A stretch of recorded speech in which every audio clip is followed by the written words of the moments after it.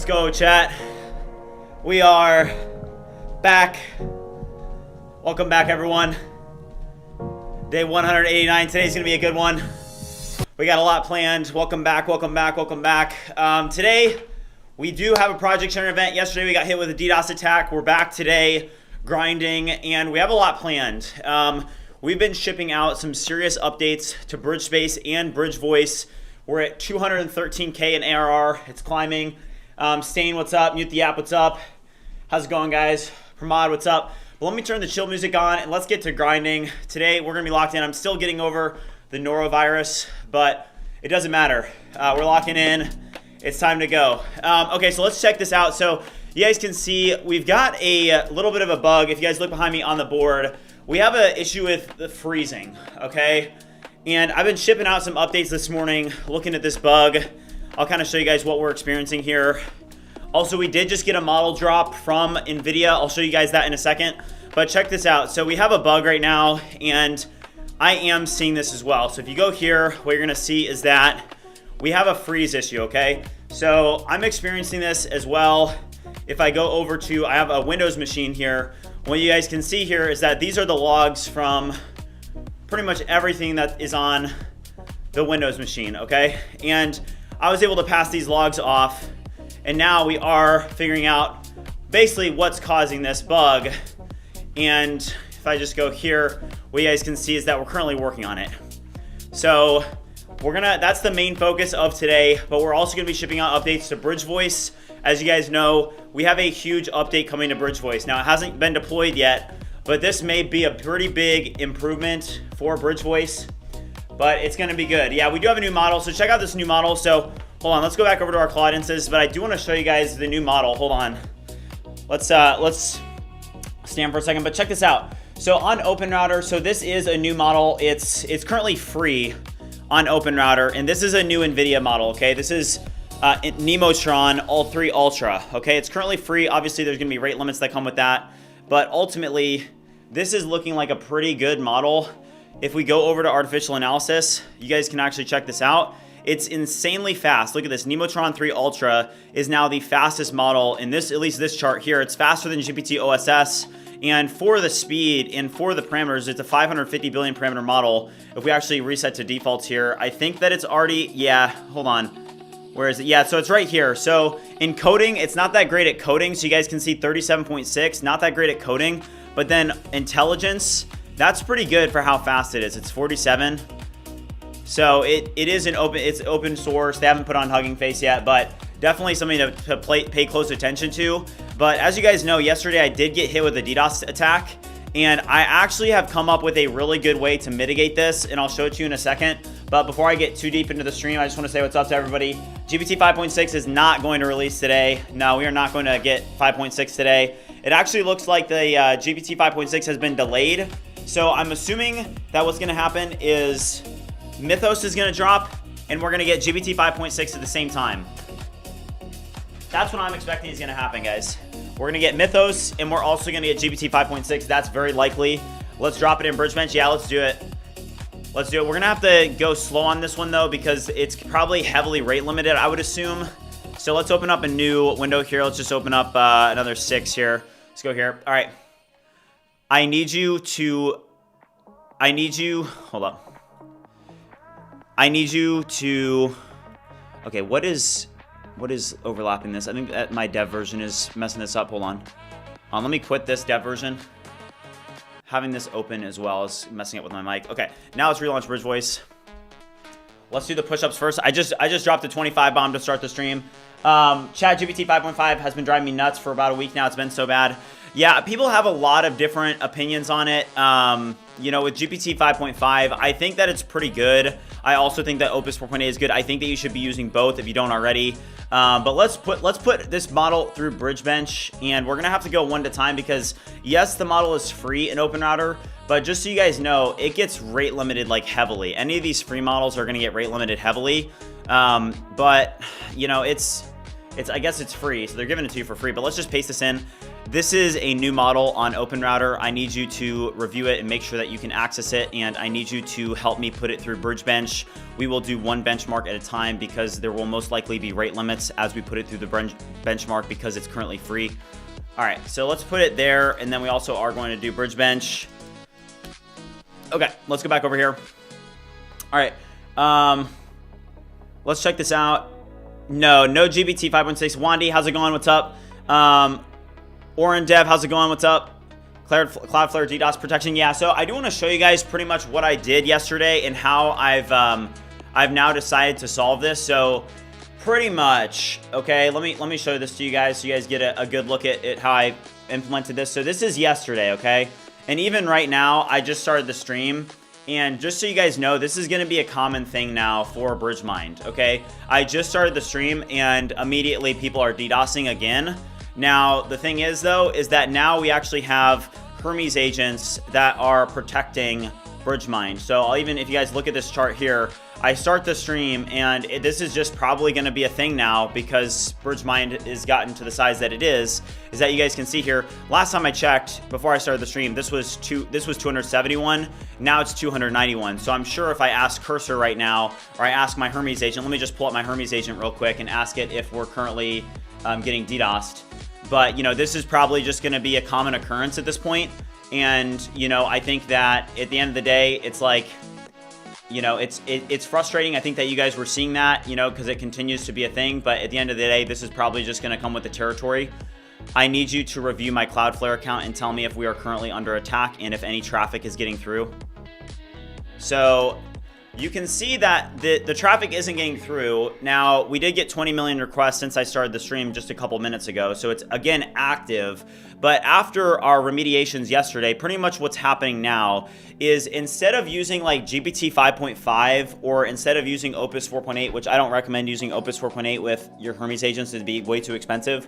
But even like GPT 5.5, it's just too slow. So that's like the one issue that I have with GPT 5.5 is especially inside of a Hermes agent, they run too slow where, hey, if I have a Hermes agent that is helping me mitigate a DDoS attack, I can't be using a model that runs at 50 tokens per second.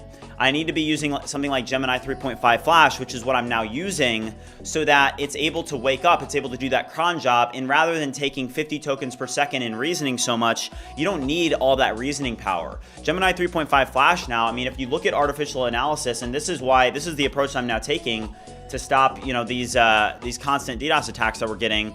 So if you go down here, like you can let's put Gemini 3.5 Flash inside of, hold on, where is it? It's right here, okay? So Gemini 3.5 Flash on intelligence, it's not that great at coding. So if you look at coding, it's all the way back here, right? It's at 45. But if you look at intelligence, okay, on the intelligence index, Gemini 3.5 Flash is actually a pretty intelligent model, okay?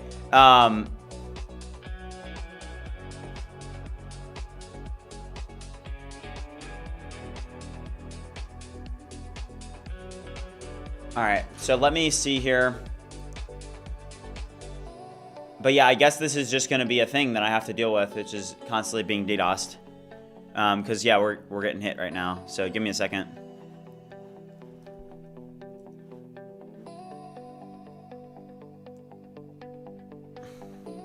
Okay.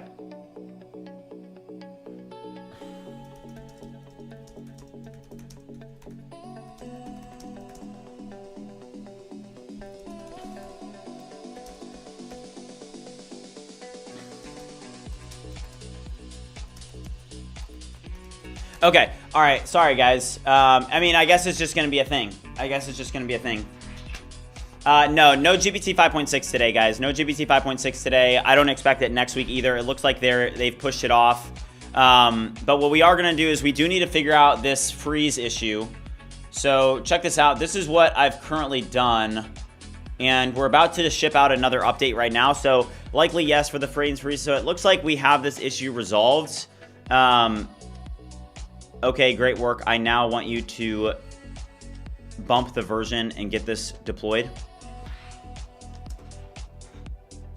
All right, so we are going to bump the version and we're going to get a new version of BridgeSpace deployed. We're going to try and get this shipped out Can you explain what a DDoS is? Yes. So pretty much a DDoS is, I mean, you can, I'll just show you the screenshot of it right now. So pretty much a DDoS is where people will flood your API with requests. So if you look at this, in the last 24 hours, I've received 291 million requests. That is very, very abnormal. And you can see right here, there's, as soon as I start the stream, people start DDoSing.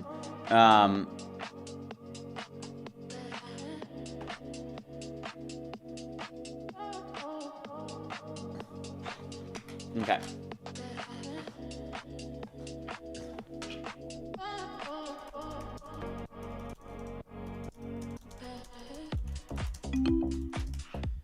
All right, let me pull up my Hermes agent though.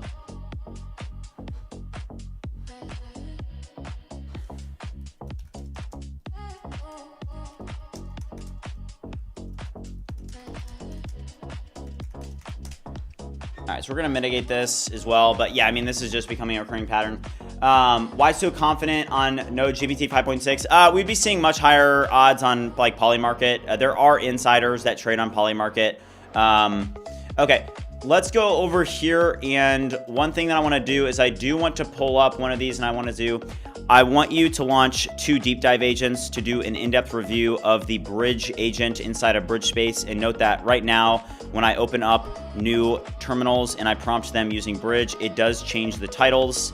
And I don't want this to happen. I do not want Bridge updating the terminal titles. Figure out what is doing this and update it accordingly to fix this. All right. Okay. So you're saying he did something stupid and I just wasn't here for it? What do you mean, Iniso? Yeah, the server can't handle 291 million requests. So we are blocking that traffic. Yeah. Splitfire, what's up? How's it going over on Twitch? Okay.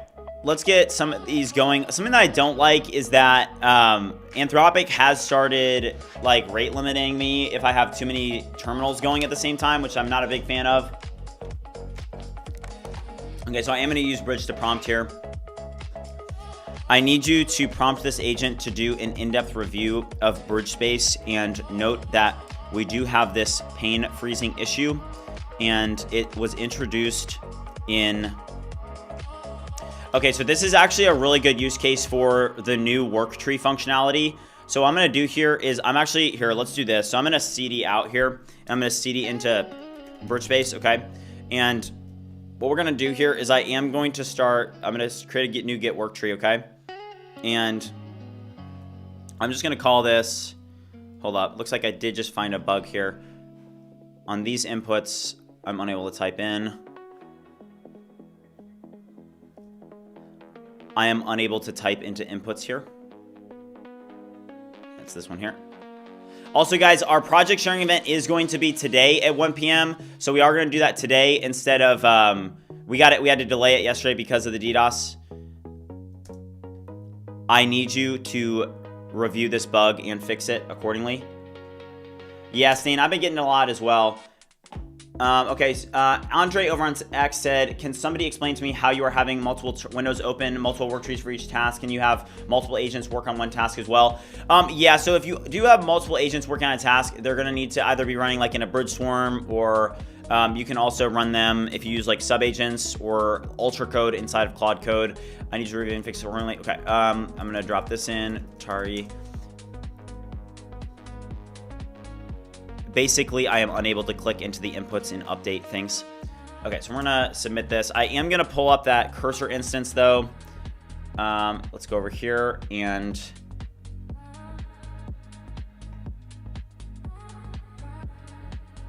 okay, we're gonna see if we can get the terminal freeze fixed. That's the top priority right now. But let's open a new get work tree here. So we're just gonna create a work tree, okay? So that terminal is now working in a work tree. And then now what we're going to do is we're going to do kind of like we're going to explore a little bit, okay? So I'm going to use Bridge here, and Bridge is going to be handling the prompting for us, okay? So I'm going to drag and drop this in, and I'm just going to say, I need you to prompt this agent to launch 3 deep dive agents to do an in-depth review of the Bridge agent functionality. And note that we want to find ways that we can improve the Bridge agent, ways that we may not notice right now. So I need you to send out these exploration agents to review the functionality with the bridge orchestration agent in BridgeSpace and identify ways that we can improve the agent. Okay, so watch this. So I'm gonna submit this, okay? And what this is gonna do is it's gonna be able to prompt this terminal here. Work trees are awesome, guys. Makes it your default behavior for the agent's usage. It's awesome, 100%, yeah. So you can see here that it attaches the terminal that you're working on, okay? So what we'll see what this agent does, and hold on, this is, okay, we just got a 504, hold on, let's just see.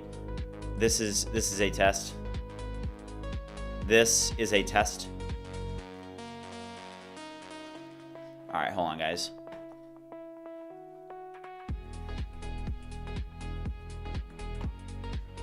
Yeah, I mean, it's,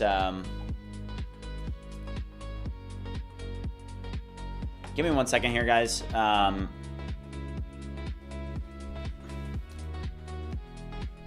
Okay. All right.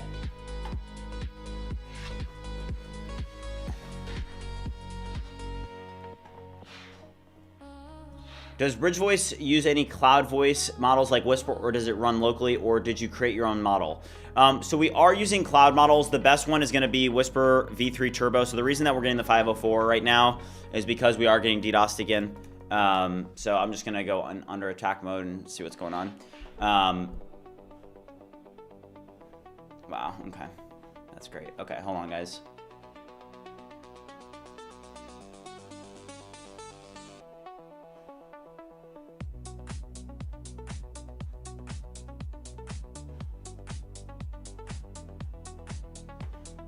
Wow. All right. Give me a second, guys.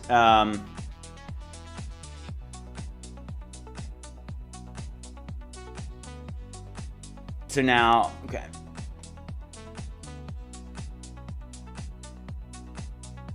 Wow.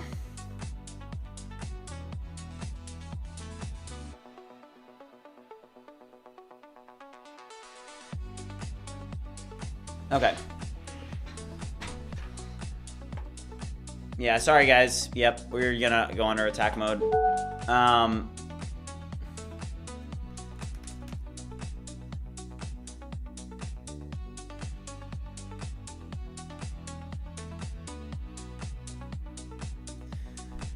right. Yeah, it's okay. It's okay.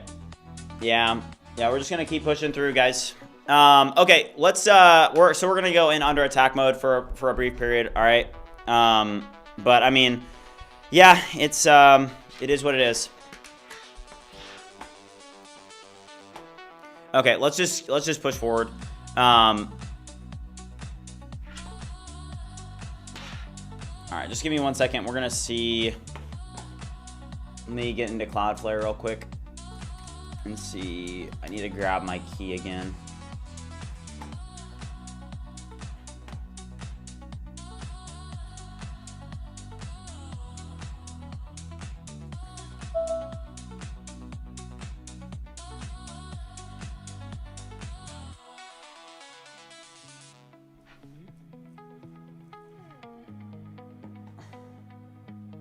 And this is the issue. I will just say this. Hermes agents, if you guys use them, you should know that they are not good with, like, in terms of speed. If you're using them with GPT 5.5, they are not good. They are very slow in terms of speed when it comes to GPT 5.5, okay? I'm just gonna pass this prompt in, and while we are getting DDoSed again, I'm gonna just work on some other stuff as we're under attack again. So it is getting frustrating, but what do you think about Joule Alpha? Yeah, so I did see Joule Alpha. Yeah, I did see Joule Alpha. Apparently it was like leaked in like a Riley Brown video apparently. I don't know, I saw something associated with that, but all right, let me see here.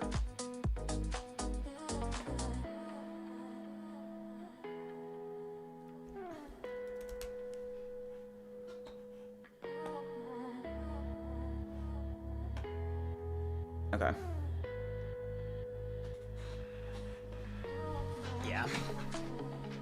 Yeah, so I think that what's going to happen is that I guess that BridgeMind is just going to be constantly like getting DDoSed at this point, or something like that. I don't know.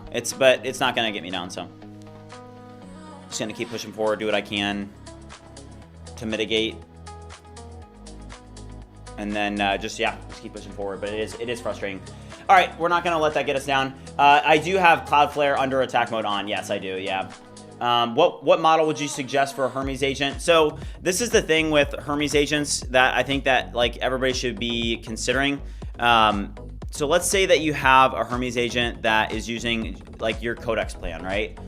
You're not going to spend a lot of money. It also does depend on what you're using a Hermes agent for. If you're using it for coding, then hey, using it with the Codex CLI is going to be great. Okay, like for example, you can have it pulling in, logs from Sentry MCP. I have one of my Hermes agents doing that. But then also like for a use case like this, where for example, let's say that you have a Hermes agent that is managing DDoS mitigation, right? Well, one great way to be able to mitigate that is to be able to have it so that it's running a faster model so that it can respond much quicker. So for that reason, I do have it running Gemini 3.5 Flash, and that's a great way to do that. All right, let me go over here. See this. Go to the page where my API keys are.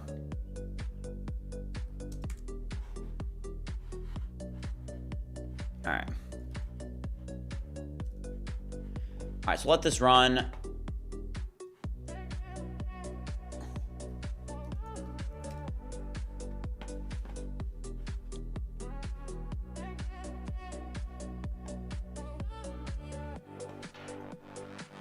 Okay, did you try Odyssey? I have not tried Odyssey. I've heard mixed opinions about it. Apparently PewDiePie made his own thing. Maybe you could put the action bar on top of each terminal, appear on hover. Like this action bar, you mean? This one here?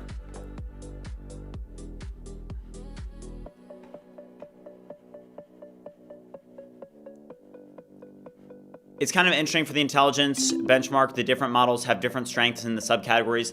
Yeah, they do. Like every model, it's not just like, oh, one model is good across the board, which they're like, hey, I think that Opus 4.8 is definitely my go-to because of the design capabilities. I don't think that you can just be using like GPT 5.5 at this point. But the thing is that if you're only using, one of them, like for example, if you only used GPT 5.5, I think that you would miss out on a ton. So we're gonna go over here real quick, and I am using this one here. I want you to set this Cloudflare key. This is the new Cloudflare key. Would you set this key and then review the current attack and see if there's anything getting through? And that's the thing, guys, about this Gemini 3.5 Flash model is it is very, very fast. So if you need to do something quickly, like for example, mitigate a DDoS attack, it is very, very useful to use something like that rather than, a model that's going to think way slower, right? So what we're going to do now is I am going to go over to Hermes. I'm going to give this is my updated Cloudflare token. Would you use this and set this respectively? Okay.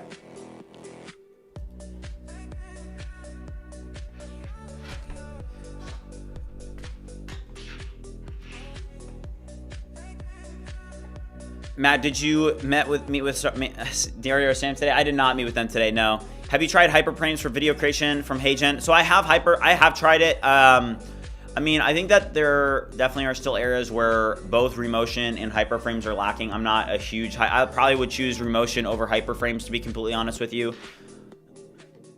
Okay, great work. I now need you to create a structured plan and also figure out how we could make it faster and speed up the time that our agent takes to be able to communicate with us.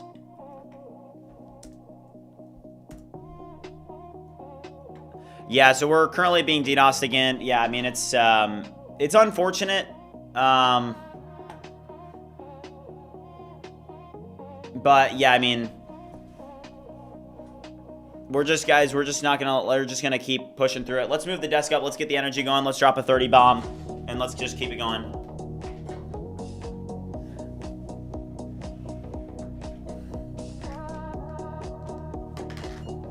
All right, let's go. What effort level? I am using extra high. Or yeah, I'm using high effort on this one. I'm using high effort on this one.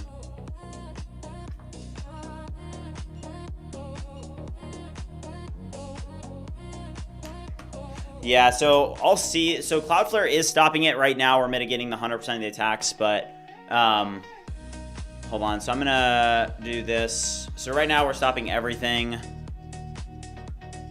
All right. Okay, I now need you to turn off under attack mode. Okay, hold on.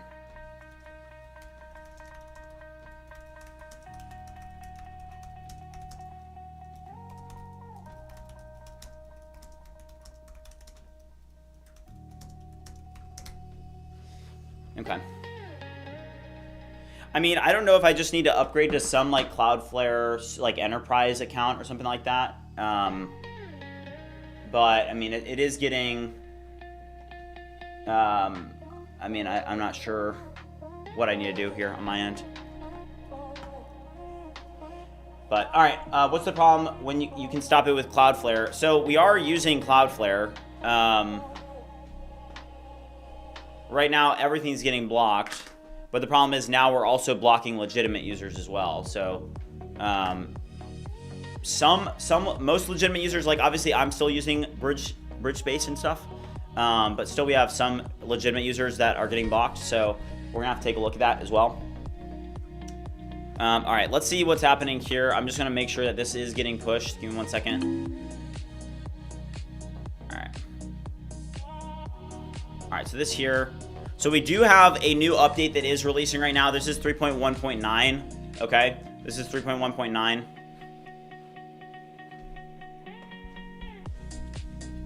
And then on BridgeVoice, I do want to show you guys a couple updates and changes that we did make yesterday. So let me start npm run tari dev local here. And I do want to show you guys what we did last night. Okay, somebody said, what does BridgeSpace do? So BridgeSpace is an agent development environment. So if you're familiar with like Claude Code or Codex, pretty much like Visual Studio Code is on the way out. Not many people are using IDEs anymore. Most people are using ADEs, which is agent development environments. No, they do. Kaizen, they do offer L7 protection. I am taking a look at this. We're in a much better position than we were yesterday. But yeah, I'm gonna probably just stop drawing attention to it even just because. All right.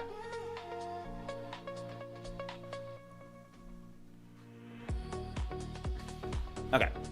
All right, so this is the updated BridgeVoice, okay? So this is the update, and what we're going to with BridgeVoice is we're hooking it up so that it just is, we're using a new hard-coded key, okay? So rather than doing custom presets, we now have a global key set. This is a test and an example. So you guys see how it put that in right there? So there's a couple things I want to show you guys that we were looking at yesterday. We were kind of investigating this. So if you guys look down here, so I did re-download WhisperFlow. If you guys are familiar with WhisperFlow, that's how I actually got introduced to basically voice-to-text tools. And if you look at WhisperFlow, WhisperFlow is down here, and they actually have this really interesting feature called polish. Okay, so for example, if I use WhisperFlow here, what I can do is I can say, okay, I'm gonna use WhisperFlow here, and I'm now talking, and this is an example of WhisperFlow. So I can do this, and what I can do now is if I click this polish feature, so if I click this, it's gonna say using polish, and you can basically polish up what you did. Now with this one, what did it even do? Configure polish. Prompt engineer. So literally, like, you guys can see that with WhisperFlow, they've actually made WhisperFlow a lot better since I used it. Like, it's been a while since I used WhisperFlow, and I re-downloaded it yesterday because I was interested in seeing, like, hey, how much better have they gotten, right? Obviously, WhisperFlow is a very large company at this point. I think it's worth like hundreds of millions of dollars. But you guys can see that, you know, they've made some pretty good improvements to their products, like using polish, improved clarity and conciseness, prompt engineer constructs optimal prompts. I mean, that's pretty interesting. You know, that's I like that feature. Okay, hold on here.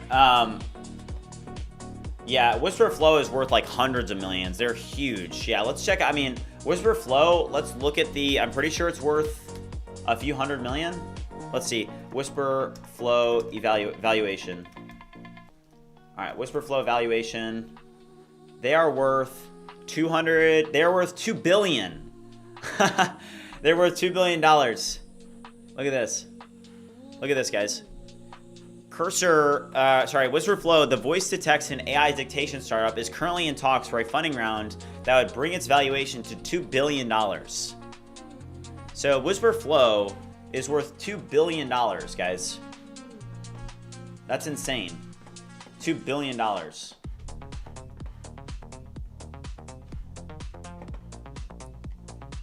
How did any of these attacks get through at all? Check how many in the last hour got through to our origin. And this is why I like Gemini 3.5 Flash, guys, is because it's going to be a huge improvement on speed, and it does have the intelligence where, hey, for a lot of this stuff, you don't need to be putting GPT 5.5 intelligence behind it. So why would you use GPT 5.5? You can just use something else. But yeah, 2.2 billion is a lot of money, guys, for a tool like this. Now, they did have this like Scratchpad tool as well, and I was looking at this. So I mean, it was very surprising to me. Like, they have made the product a lot better. I'm gonna be honest. Whisper Flow has done a really good job.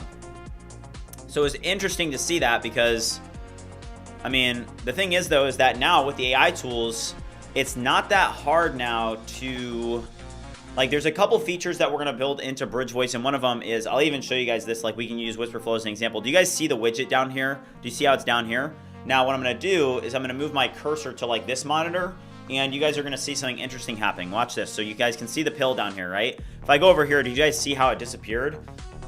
That's because Whisper Flow has some logic integrated into it where if you move your cursor to a different monitor or a different screen, that pill is going to kind of follow you.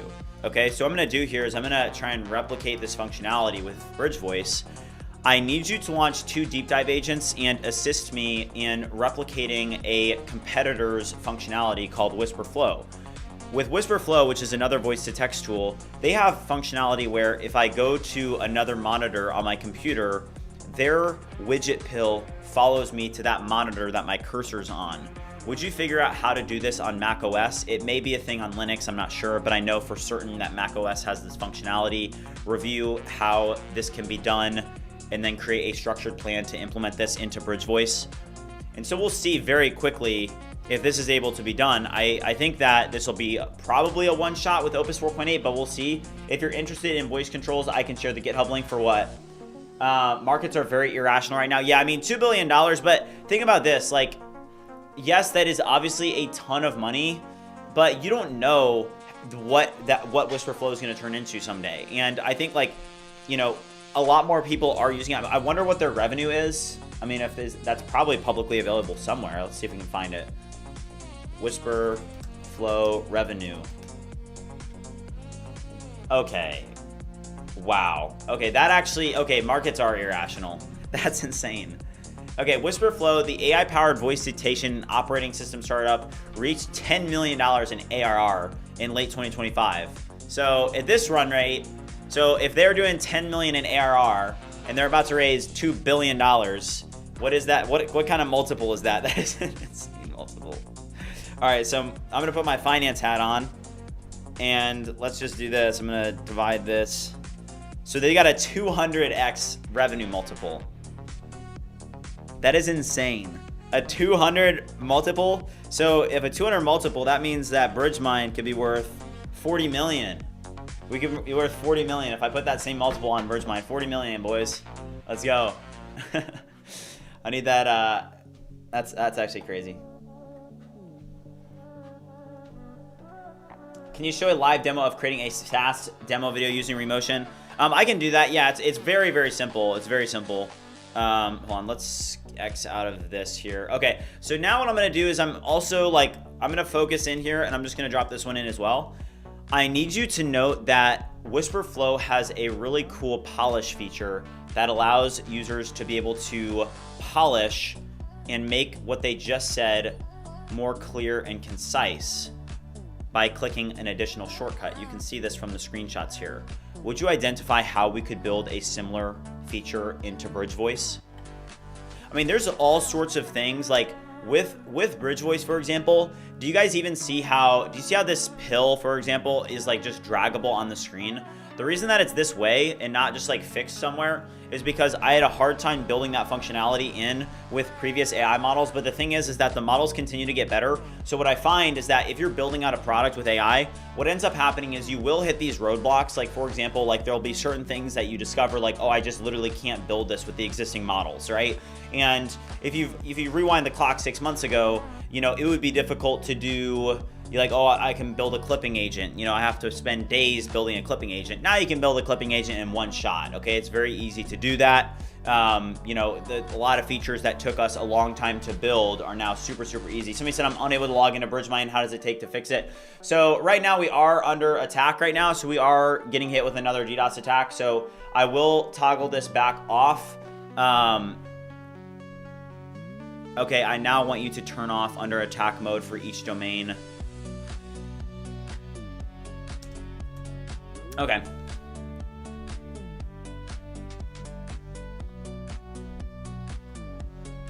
Okay, so I'm gonna make it so that you can log back in, but that DDoS flood is gonna come back in. And I guess this is, you know, this is just something that I probably am gonna stop drawing a bunch of attention to it, because really what's happening is whoever is doing the DDoS obviously just likes to DDoS and see me react to it, right? So what I'm gonna do is I'm just gonna pay no attention to it, and I'm not gonna draw a bunch of attention to it. So this is happening, and it's because I'm building in public, and I'm gonna stop drawing attention to it because I think drawing attention to it is actually making it worse. So while it is frustrating, I'm just gonna continue to push forward. I'm gonna stop drawing attention to it because the only reason that somebody is gonna DDoS you is to intentionally hurt you.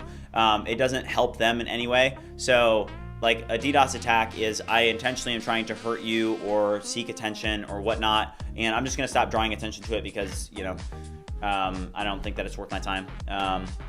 So, all right.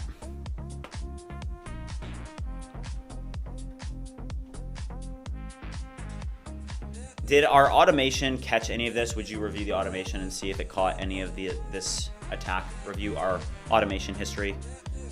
All right, now you guys should be able to log in.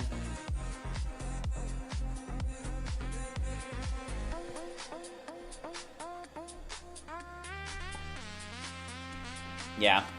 But yeah, guys, we did hit 80,000 subscribers yesterday. We're already at 80,900 subscribers. We're about to 81,000, which is crazy. But we're gonna make a lot of product improvements today. Same relative spot. So like even with this, honestly, and like this is why I'm trying to show this to you guys, let's just target Mac OS now. But for example, this widget pill, hey, maybe this can just be fixed now, like at the top or the bottom. I think that it is better to be able to, like, either if you want to hide it or if you want to be able to just have it so that it's like fixed somewhere. I think that's a better approach. Did you set up fail to ban? What's that? Why the fancy clothes? I just felt like it today. I don't know why, I just felt like it.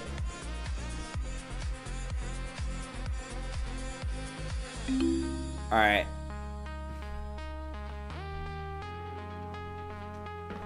All right, why the automation stalled? Okay.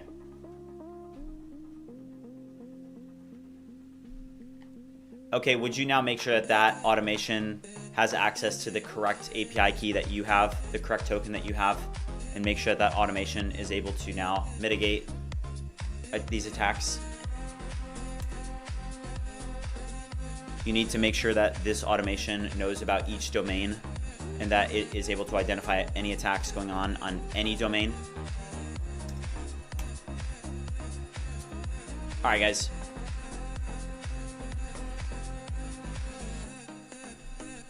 I like dragging it. Maybe fixing could be optional. Okay. Okay, Byte said, I want to see more about how does money earning actually work with your process. Like a bit educational explanation would be great. Sure. So if you guys don't know about this, so pretty much how you make money with a SaaS business, I'll just pull up the Stripe dashboard and show you guys. So if you go to BridgeMind, you can see everything about BridgeMind, okay? I started BridgeMind in my college dorm room a couple years ago, but like I'll just show this to you. So for example, yesterday we brought in $665, which that was actually a pretty light day yesterday. If I go to, so far today we've made 245. And if you go to MRR, here's the MRR, okay? So $17,782 in MRR, okay? If you go to the last 3 months, this is what it looks like. So we've done 64,000 in gross volume. We've done 55,000 in net volume. The MRR, which is the recurring monthly revenue, okay? What that means is that every month I'm gonna get $17,782 based off of the existing subscriptions, okay? So the annual recurring revenue, that is how much I will make this year based off of these recurring subscriptions that we're getting, right? So that's why the revenue in the title, ARR, is a great like scoreboard to have, because it can go up and it can go down, which I think is the best reflection of an entrepreneur's journey. I am seeing Twitch chat. I can see Twitch chat, just so you guys know. Thank you, Wisio. Appreciate that. Okay. All right, so we are going to throw this in auto mode, and we'll see if this is a one-shot. So the task here is, if you guys see the BridgeVoice widget pill, I want to be able to go, if I bring my cursor over to like this monitor, it should follow me over to that monitor, okay? And then if I bring it back to another monitor, it should follow me over to that monitor and be fixed in the same position, but on that monitor. So, all right, let's go over here.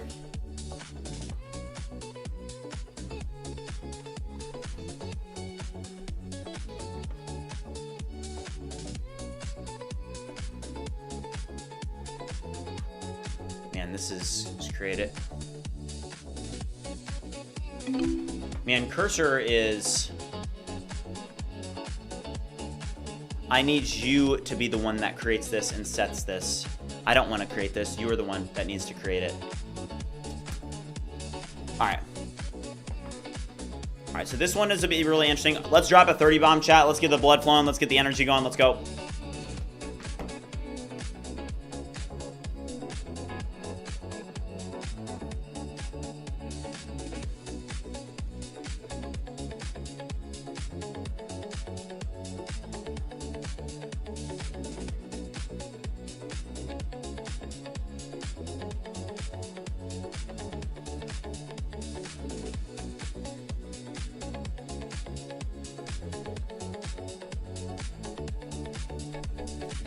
All right, let's go. Let's go, Magic Garden.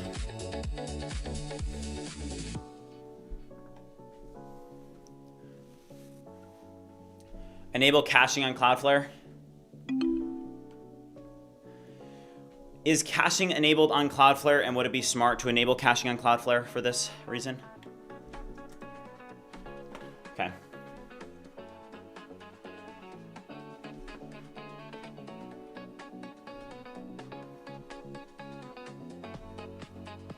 All right, guys, let's pop out of this and let's pull up cursor. Let's check the status of this deployment real quick. Hold on.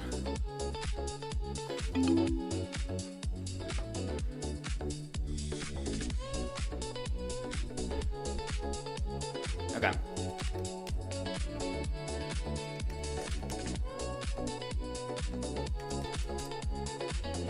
Okay, so I'm going to show you guys this deployment, so check this out. So we are going to pull up BridgeMind, and this is what's currently being deployed right now, okay? So this is the BridgeMind GitHub. These are our repositories. This is the BridgeSpace repository, and this is currently deploying 3.1.9, okay? So this right here, this is a new release. We're currently waiting on just the Windows build, and this is what it looks like when you're actually deploying this. And it, like when I do use GitHub Actions. I think GitHub Actions is a phenomenal way to have a pipeline. Now it can get expensive. I spend about like $150 a month just on GitHub Actions because I do have a couple different apps, right? But this is what it looks like. I mean, you guys can see is that you pretty much have a GitHub action workflow that is able to build it, and then it does deploy it to an S3 bucket, and it publishes the release, okay?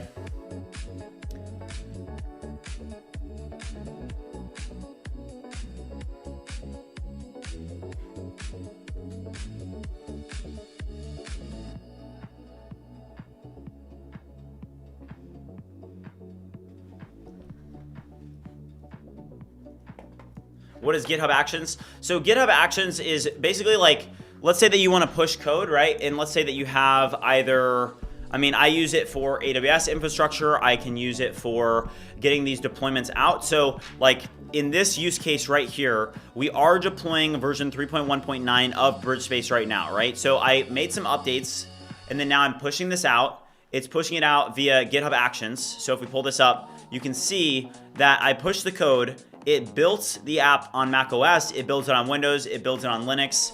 And then it deploys the release. This is one of the most complicated processes of software development that not a lot of people do realize, where once you build an app, whether it's a macOS app, a Windows app, an iOS app, you have to get that code deployed, right? And your pipelines are a very important part of that process.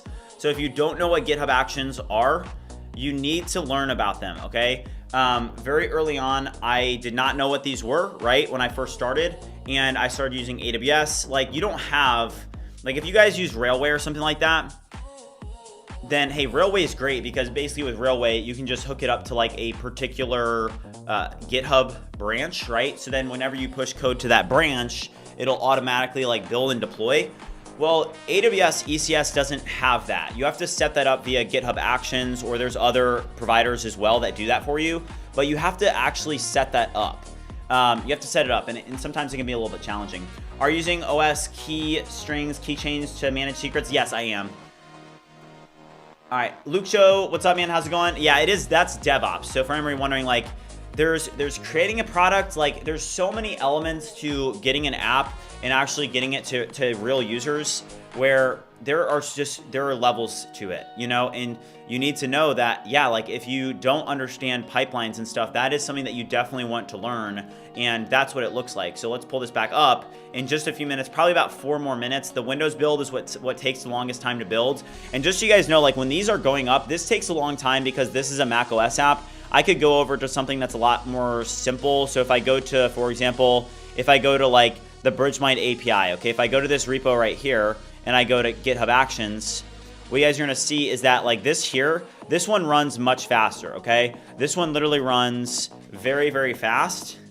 If I go over here, you guys can see that this one literally only takes about 5 minutes to deploy an update to the API. Okay, do you see that? So it literally is able to just build and push within 1 minute and 39, and then actually getting that new task and that new, like, basically the pipeline is you push code, okay, so you can hook it up. So for example, for my dev environment, I hooked it up so when I push code to the dev branch, it's going to push it to the dev branch. And when I push it to production, like a main branch, it's actually going to then wire it into all of the production infrastructure. So let's say I push code to the dev branch, it's then going to push that image to ECR is what it's called at AWS. It's gonna push a fresh image, and then it's also gonna kick off an update so that it then takes that fresh image and then it's able to update the ECS task definition to use that new ECR image, and then it's going to redeploy the service with that fresh image, is how that works.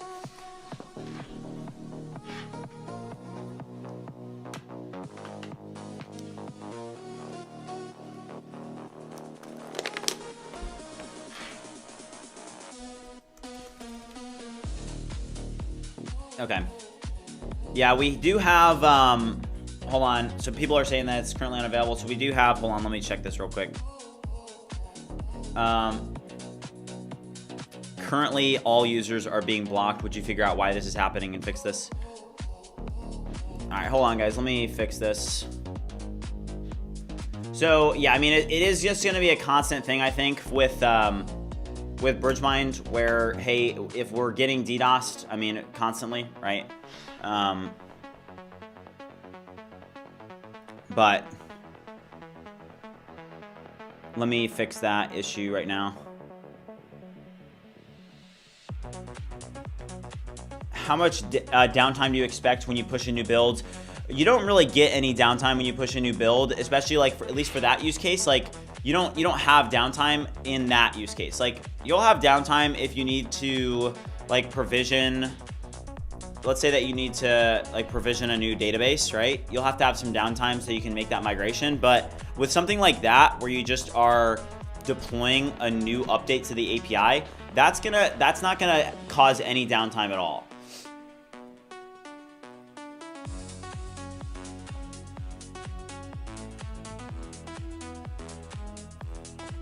Okay, thank you, the great Neos. Thank you. Okay. All right, let's see if this one over here. So this one is going to see, this one's finishing up 8 here. Let's see, we'll let that work.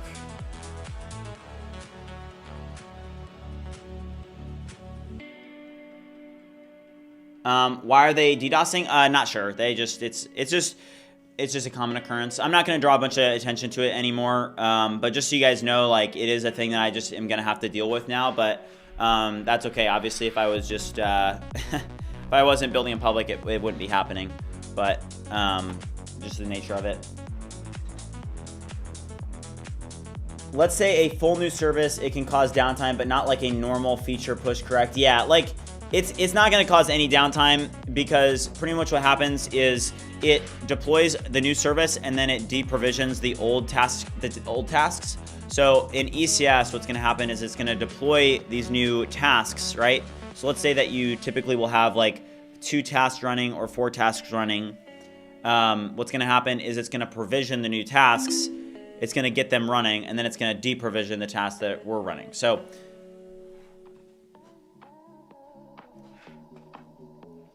Data Sherpa, let's go. Prod is the testing. Are you currently looking for new people to join your team? Well, this is a thing, and I've been open about this. So I've been trying to, like, I have a couple different options with BridgeMind. I could either take BridgeMind really big. I could go get investor funding, and I could expand BridgeMind into like this huge thing, right? And I could do that if I went and I just raised some money. For me, it's a little bit more of deciding personally what I want. So do I want to be dealing with investors? Do I want to be dealing with a bunch of employees? Or would I potentially rather be just going solo and just working as kind of like an indie dev? You know, it's definitely something that you have to decide for yourself. Also, the website should be fixed now. You guys can go check now. Okay.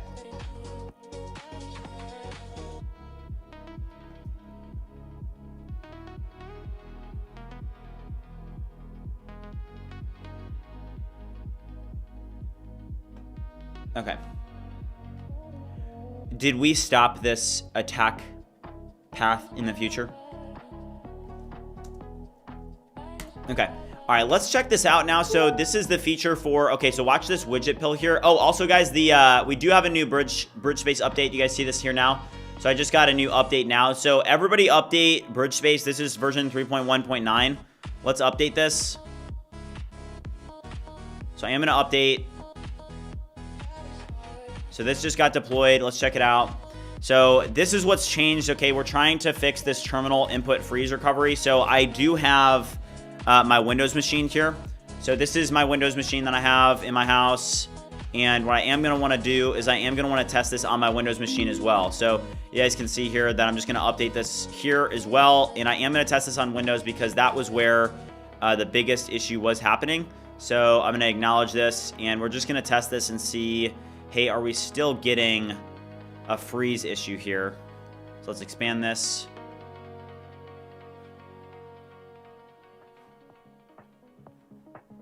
So I'm going to launch, let's just launch 8 terminals. Let's just cd into desktop, cd BridgeMind, and then let's go next. And then let's just launch a bunch of Claude agents. All right, so this is on Windows. It's not freezing. I need you to install. Also, do I have free passes? Hold on, I may have free passes for you guys. Let me see. All right, give me 1 second here, guys. Okay, I have 0 free passes left, sorry. All right, do I have Codex? I guess I still don't have Codex on the machine. All right, it looks good though. Hold on, I am gonna message the group of users that were reporting the issue, but that if we, hold on,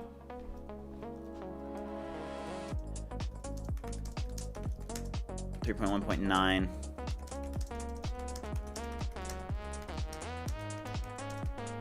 All right, so we're gonna see if this is still present. I just pinged them. That's going to be a big fix there. That was definitely top of mind.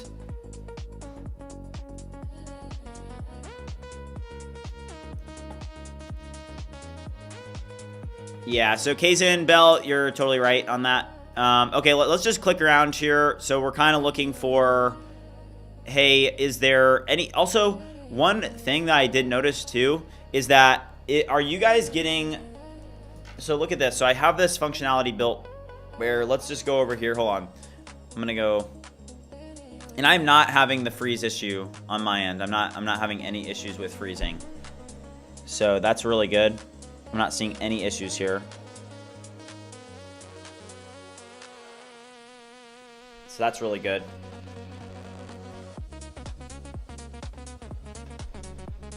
What app are you using to remote Windows to Mac? It's called the Windows app. It's the Windows app. So if you guys look here, it's just this app right. It's right here. It's called the Windows app down here. Is what that is. But let's go over here, and I do want to get. Let's just get this started. I'm gonna run npm run start dev, and I'm also gonna run npm run tari dev local. All right, we're gonna run these, and then what we want to see is this gonna follow our cursor?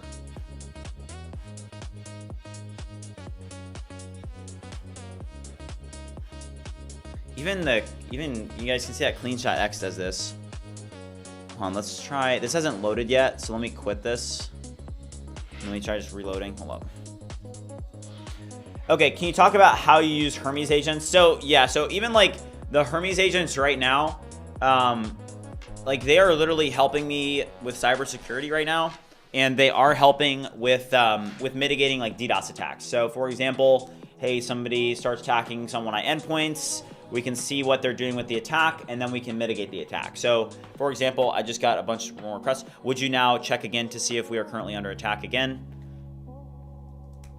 And I guess this is just going to be a constant thing for me. But, okay, here we go. So here is the new BridgeVoice. Let's see what happens when I move my cursor to the other screen. I do want to see if it is able to follow me. And it looks like it is.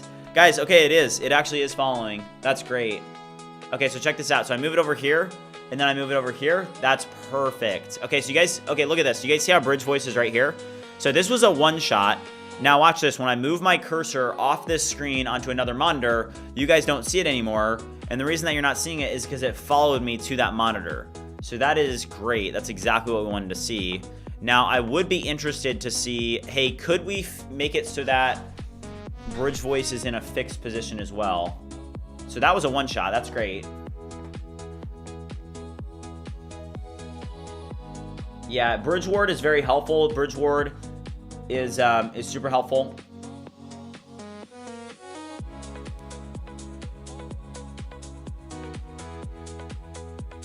All right. What's the difference between Cursor and Claude Code in your workflow? So Cursor has different things that are built out of the box with it. So for example, you can use Cursor for things like debug mode, which are really helpful. You can also use Claude Code for different things. I typically will use Cursor for things like debug mode. Why fix? It's better if it's movable. You think so? I mean, a lot of the other approaches are, they have them fixed. I'm interested to see if anybody else is having this freeze issue. Hold on, who was the user that had that issue? I think it was...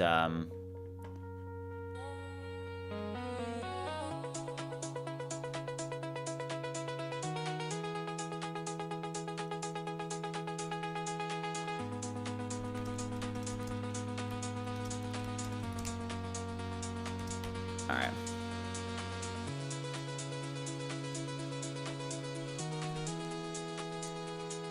GPT 5.6 today? No, GPT 5.6 isn't going to be out today, unfortunately.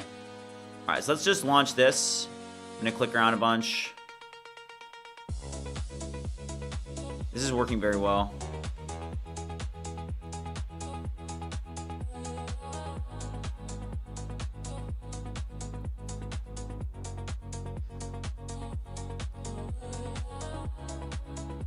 Okay. I think we totally fixed that bug that we had. We'll test it more, but so far, I have no issues with any freezing anymore, which was definitely a big issue that we had, is that we had some freezing that was happening. If you guys remember from yesterday, we were having that bug, and I'm not getting any freezing, so we'll see. But it looks like so far we fixed the issue.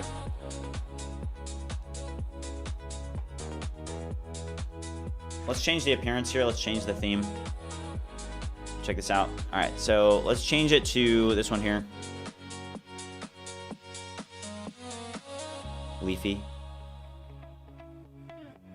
I kind of like the gray one. This is my favorite, the gray one. Okay. Okay, so it is following me around. So now if I go over here, boom, follows me. Nice. And then now I can use just the hard-coded one. I need you to launch 5 deep dive agents and do a deep dive on BridgeVoice and identify the shortcuts that are on both Windows and Linux machines. Now that on Mac we have the control option being the keys for BridgeVoice, we need to make sure that on Windows and Linux machines this works perfectly as well. All right, nice.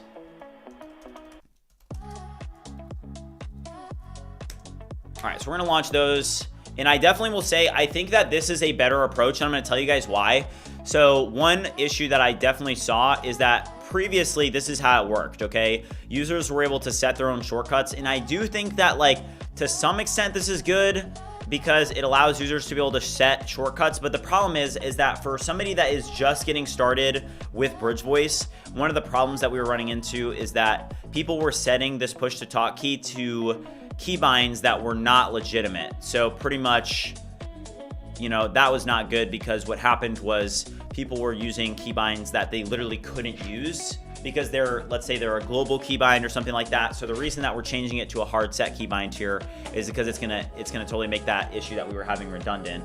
I need you to launch 5 deep dive agents and help me create a new setting inside of BridgeVoice that makes it so that users can toggle BridgeVoice to be adjustable, which will make it so that they can move it around their screen, or they can make it just fixed in a certain position on their screen. Review this request, review how BridgeVoice currently functions, which is making it so that users can just move it wherever they want on the screen, and then toggle a setting that makes it so that they can either configure it fixed, and if that is the case, then it should be fixed with a best practice location on all Mac, Windows, and Linux devices. And then if it's movable, obviously they can move it wherever they want.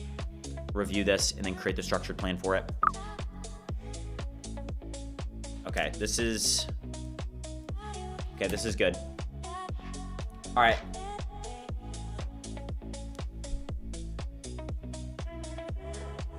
Yeah, we do have a Discord. If you guys haven't already joined the Discord community, make sure you do so. Currently, we do have, the Twitch is growing a lot. A lot of people on YouTube, a lot of people on Twitch. And yeah, I mean, it's been just to be completely honest with you guys, it's been a little bit of a challenging week for me. Pretty much, I got norovirus on Monday night, and I was like throwing up all night. Last night, I got 6 hours of sleep. The night before that, not many, and I've been working about 15 hours a day, so it can be a lot. So if I seem off to you guys, it's just been a challenging week with the DDoS attacks, with norovirus. But at the end of the day, hey, I'm still here, and I'm not going anywhere, just so you guys know. Like, I'll fluctuate, you know, some days will be better than others, but I'm not going anywhere, just so you guys know. Like, it doesn't matter what happens. I'm going to continue to be in the arena. So is BridgeSpace? No, BridgeSpace is not free. No Rain said, hope you're feeling better. Thank you, man. Yeah, it was pretty rough. It's just like, basically, if you guys don't know what norovirus is, I mean, it is, I woke up at 2 a.m. and then I was just throwing up constantly. And that was, I technically still have it. It's an incredibly contagious virus. I did talk to my doctor, and he did say that you guys are good. You guys are not going to get it. It's not contagious through the stream. But yeah, you guys are good. Don't worry about it. Timothy, that sounds rough. You got this, dude. Keep going. I need you to launch 5 deep dive agents. I really do like the, I like the new animation for BridgeVoice. So if you guys look at the new update, so look at this. So this was the old BridgeVoice widget pill. So this is production right now, and then this is the one on the bottom. And honestly, like, Do you guys see how it's just like much smaller? I do like that. The old BridgeVoice, it was very large. This one, not as big.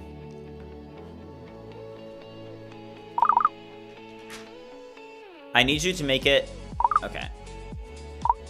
I need you to launch 3 deep dive agents and review the functionality associated with BridgeVoice shortcut keys. Note that on Mac, users are able to click Control Option and it starts recording. It would be really nice if users could click something like Control Option, where they click Control and then Option twice, and that makes it so that instead of it being push to talk, where as soon as they release the keys, it stops recording, then that if they hit it twice, then it does put it in that record mode. Would you review the functionality associated with this and create a structured plan to implement this request? Nice. All right, keep platform native. Okay, so it's gonna be Control Option for Mac, Control Windows for Windows, and then Control Alt for Linux. It each matches its OS physical keys and avoids conflicts. We're gonna fix this. Tighten onboarding copy. We're gonna do all of it. Let's go. All right, Alex, what's up? My Mac got that virus. It was bad. I launched Claude with 5 deep dive agents to fix it. Yeah, like I started throwing up, and I did. You know, I had my Hermes agents take a look at it, but unfortunately, they were unable to solve the bug. So, you know, it is a 3-day bug, norovirus. So we're gonna have to deal with it. Can you tell me what do you use for creating videos using Claude Code, like that you made when Opus 4.7 launch was? Yeah, so you can use, it's called Remotion, and you can use it for marketing videos and stuff. It's okay. I think that the ability to create like really good marketing videos, it is going to improve over time. Oakland said, does each Claude terminal have its own work tree?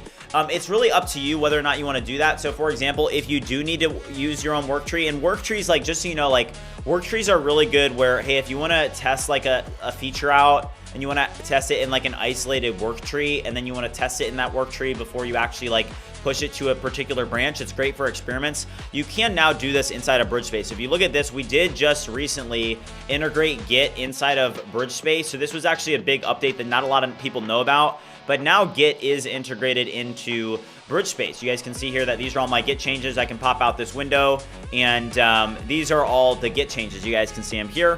And what we can do now is you guys can create Git work trees. If you just click this, you can now just click create Git work tree, and you can create one as easy as, right now there's no Git repository in that window, but Kishley said, could you tell me where I can find it? Literally just tell Claude Code. Like, I've had a couple people reaching out recently, and they're asking me stuff, right? And they're like, hey, how do I do this? How do I do that? Or like, is this hard? Like, honestly, guys, for the most part, you can pretty much do everything with Claude Code now. Like, you can literally just say, hey, I want you to push code to GitHub, and it'll be able to do it. A work tree is a branch. Basically, yes, it's a little bit different, but yes.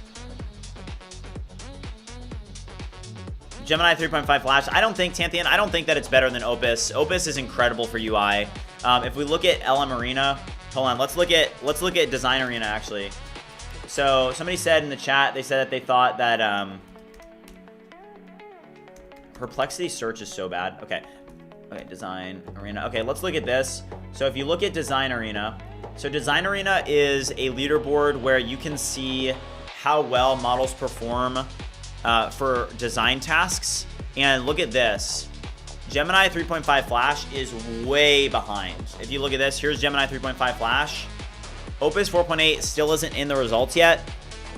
But look at this. Gemini 3.5 Flash is way behind. And this matches up with my experience. Opus models are so far ahead in design. And the reason that people have problems with GPT models is because look at this. GPT 5.5 is terrible in design. And that's why I think you do need to have a, you need to have a Claude subscription if you don't have one, because Claude is able to make just like really, really good designs.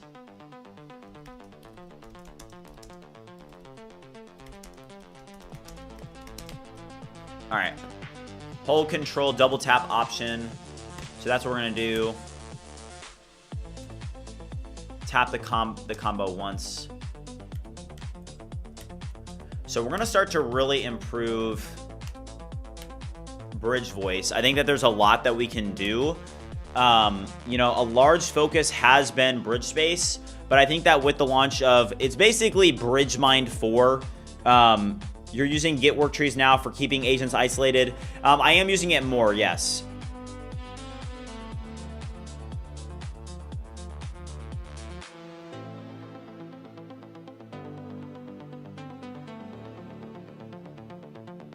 Okay. I want you to review the sound effect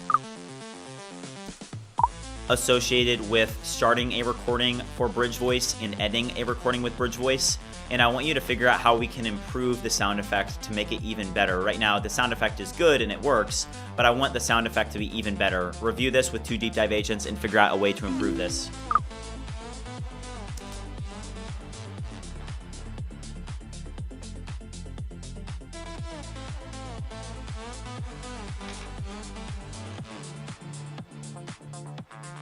So are any of them getting through or no?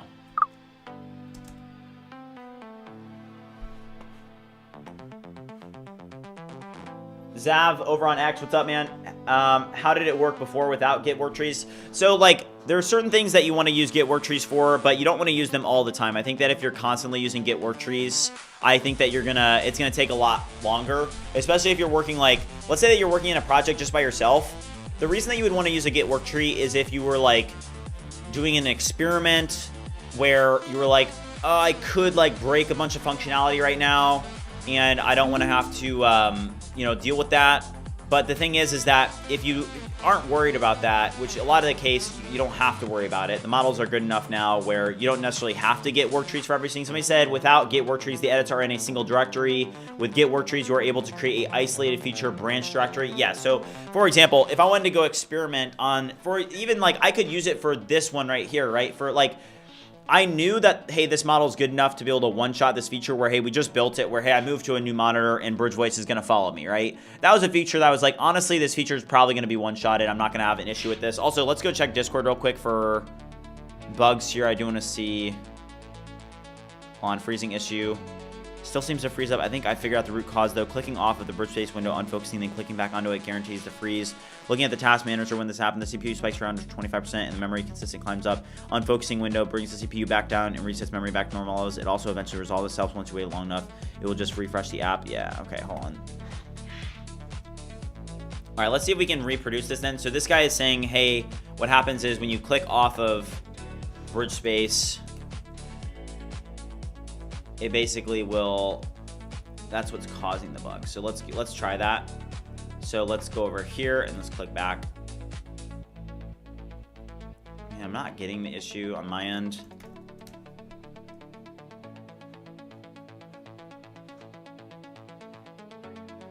All right, let's launch 4.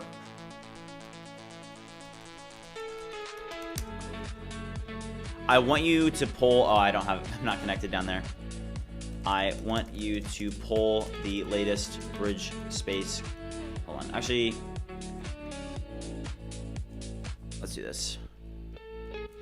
I have some changes locally in this directory that I do not want to keep. Revert them. I've been running prod deploys for like 3 hours now. So fun. Let's go, Splitfire. Keep it going. I am Bedroom said, I don't use Git work trees, but everything I do goes through a branch and then a PR. GitHub runs checks, then rebase and merge only when the checks pass. Interesting. Okay, what did Eber say? All right, Hung said, are you interviewing for Deloitte today? Make sure to create good deck to good luck. Thank you, man. Appreciate that. All right. All right, let's go over here. All right.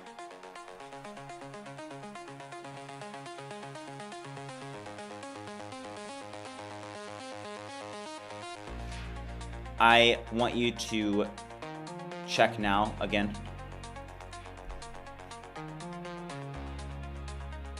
Are you excited for Apple's WWDC next week? I think they're going to have massive improvements to their ecosystem. Yeah, we're probably going to get a Mac Studio upgrade next week, I would assume. Probably Mac Studio. My problem is having 3 terminals open. If I switch branch, it switches on all Claude sessions. Okay, yeah, so yeah, that is where something like BridgeSpace makes it really easy. So for example, watch this. If I want to switch a branch here, like I can just, hold on, that directory doesn't have Git. So let's go into a directory that does have Git. So let's just go to like BridgeSpace Tari right now. And then I'll do this. So right now, if we expand this, you can see that right now I'm on the main branch in this terminal, okay? Let's move this over to an isolated, hold on, let's just pull this over here. Whoa. Can I no longer drag and drop this? Hold on. When I expand this, okay, I just found a bug. I can do it just fine then when it's expanded. Okay, so I did just find a bug. Let's drag this. So it's this right here.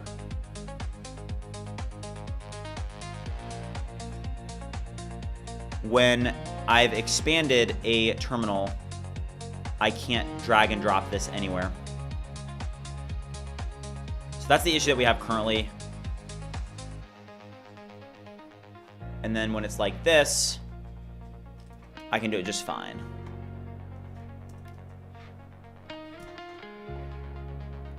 What Mac am I using right now? I am using an M3 Ultra. So it has like 96 gigabytes. All right.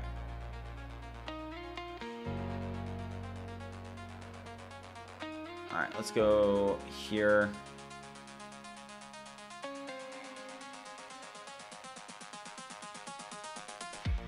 I'm just gonna say, works perfectly when it's not expanded. Okay, and what I'm gonna do here is I am just gonna drop this into this workspace. It works perfectly when it's not expanded. But when I do have this expanded, I am unable to drag and drop the terminal header, for example, to go create a new workspace respectively. Okay. Snell says that he likes Azure pipelines. Yeah, I don't like Azure as much. More so, I love AWS. All right, let's go over here.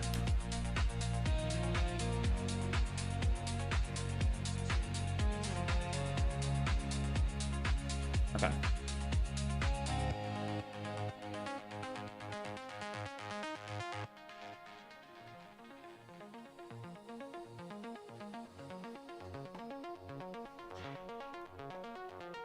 I like the drawing tool on UI. It can be very useful.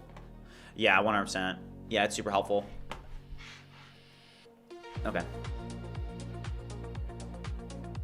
Okay, let's see if this... Yes, I want you to proceed with implementing these updates. Okay. So I was showing this to you. So look at this. So you guys can see that it's on the main branch right now. And what you can do is pretty much you can just do this. You can click create get work tree. And then you just go like this. Boom. You've created the get work tree. Now you're in a work tree. And now you can launch Claude or Codex or whatever you need.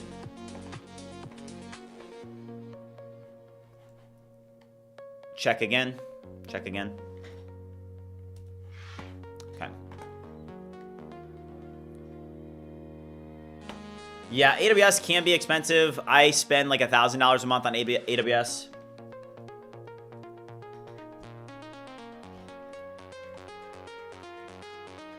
I do have a dev background, yes, but I did start vibe coding about 6 months into like my software development journey. So I did have like the basics. I started out writing code line by line, but then I did switch over to vibe coding about 6 months in. And vibe coding has been, hold on. Control backspace tries to close terminal.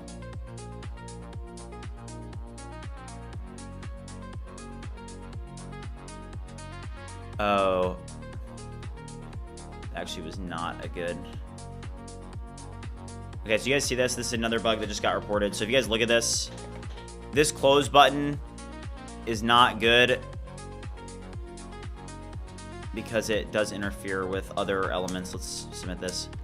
I need you to do an in-depth review of this bug. We can't use that shortcut because it interferes with other things. Let's just remove the shortcut for closing a terminal with a shortcut. Let's just remove that. Just make it so they can have to click the X button in the UI.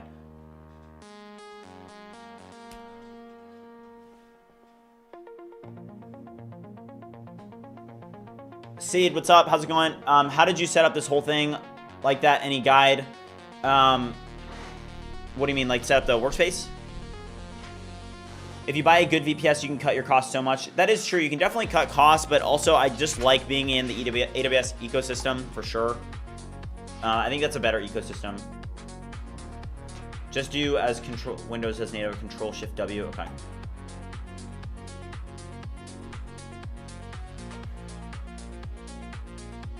I started coding 14 years ago. Took a big break until AI became good at it before coming back. Yeah, it's completely different now with AI. Okay, let's see this. This is a test.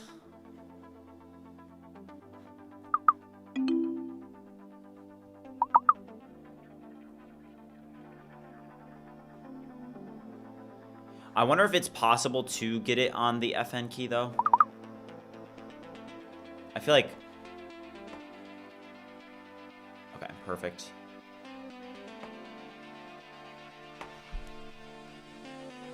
Did you figure out MA transcribe 1.5 speed or still using Grok? So yeah, so we did figure this out, and it's actually crazy. So if you guys saw yesterday, we were figuring out, hey, what would be potentially the best models to use for BridgeVoice? And we were looking at moving away from Whisper Large v3 on Grok, okay? And we tried this new Microsoft model, which on artificial analysis, it says that it's so good, but watch this. This is a test. So that took 764 milliseconds to transcribe that audio, okay? Now, if we switch over to Grok, this is a test. Look at that, 414 milliseconds. And it was the same, but they were both 2 seconds, right? So it is literally way faster to use Whisper Large v3 using Grok. This Microsoft transcribe model, the benchmarks are not true. This model is not good. What do I use for marketing? I post on X, and I have YouTube, and I just do organic I just share what I'm building, and I just do it very organically, and it seems to work out. Check again.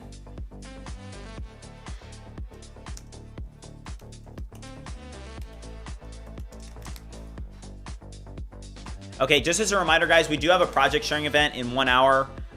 There's going to be 6 people that get to present, and one of them is going to get $100 Bitcoin. We're going to vote for a winner.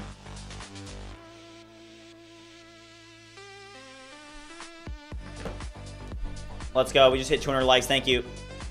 The benchmarks are never accurate. Frankly, I find them quite frustrating. Yeah. What about Parakeet? Have you tested that in the benchmark yet? So check this out. So we can go to the benchmark. I'll show you guys the benchmark that I was looking at.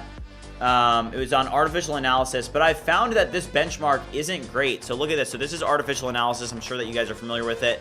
So Parakeet is insanely fast. Okay, so look at this. Parakeet TDT. This is a local model. Okay, it's a 600 million parameter model. Okay, it's a very small model. I mean, technically we could. Man, maybe we should try Together AI. This is one thing that we were looking at. So yesterday we did try, it was Fireworks. So if you guys look at this, we tried Fireworks, and it says that Fireworks, it's like really good on Fireworks. Where even is it? It's right here. So it says that on Fireworks it's super fast, but that's not actually the case. They deprecated on Fireworks, so it's like, I think that it routes to something, but it's very slow on Fireworks.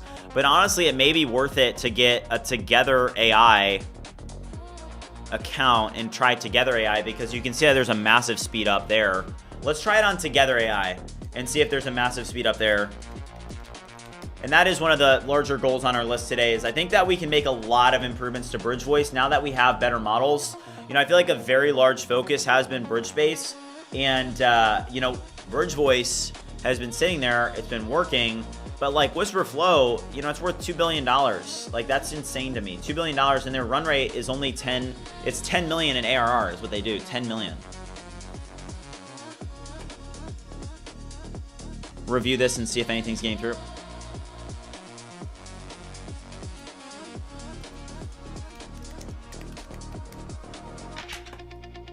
Okay, so I am going to get started with an account.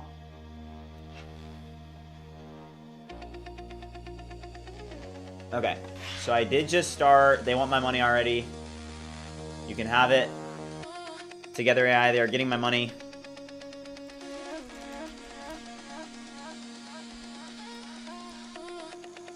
Okay.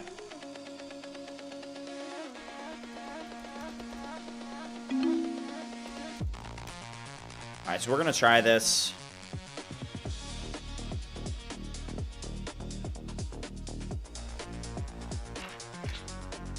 Let's just open up a new terminal. I need you to review BridgeVoice and note that we want to add in a new model provider, Together AI. Note that we are going to be integrating with a few models from Together AI. We would like to interface with their Whisper v3 models, as well as their Parakeet 600 million parameter model. Would you review the Parakeet, not the Parakeet, hold on. Together AI documentation and build a structured implementation plan on what needs to be updated in both the API as well as in BridgeVoice to make it so that this is a model provider that we can select. All right, so we are gonna be using, we're gonna just test this out, okay? Because we were testing it out. There's so many things that we can do to improve it.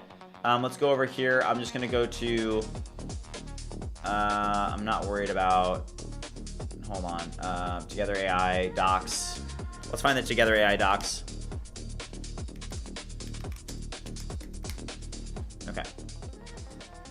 And I'm just gonna paste the docs in. I'm gonna say, launch 3 deep dive agents to assist you. And then I am gonna just put it in plan mode. There we go. Boom. All right, done. So yeah, so this is Together AI. So this is what we're gonna test out, and we're gonna see if we can improve this because it looks like they have some really fast models. What was the report from yesterday's DDoS? So like even right now, I'm getting DDoS literally right now, just so you guys know. I'm not gonna draw a bunch of attention to it anymore. I think that whoever's doing it is, they just like that, you know, they are, you know, yesterday I had to deal with it for about 3.5 hours. So even if I'm gonna get DDoS, I'll just handle it on my end. Not gonna draw a bunch of attention to it because yeah, I mean, I guess this is just part of what I have to deal with while building in public now is just DDoS, but we'll get better and better at mitigating it.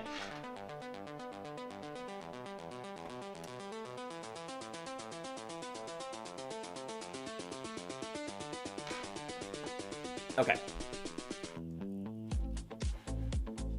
All right, let's open this up. I've been playing around with the Hermes Desktop App. The Hermes Desktop App, if you guys didn't see this, it does change quite a bit.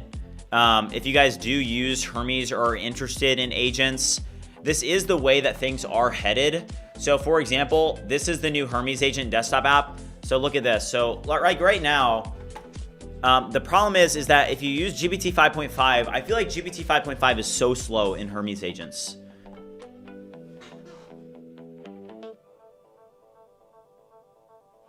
So if you look at this, I'm using GPT 5.5 fast, but even then it's pretty slow. But for example, I'm pretty sure I can update the, like watch this.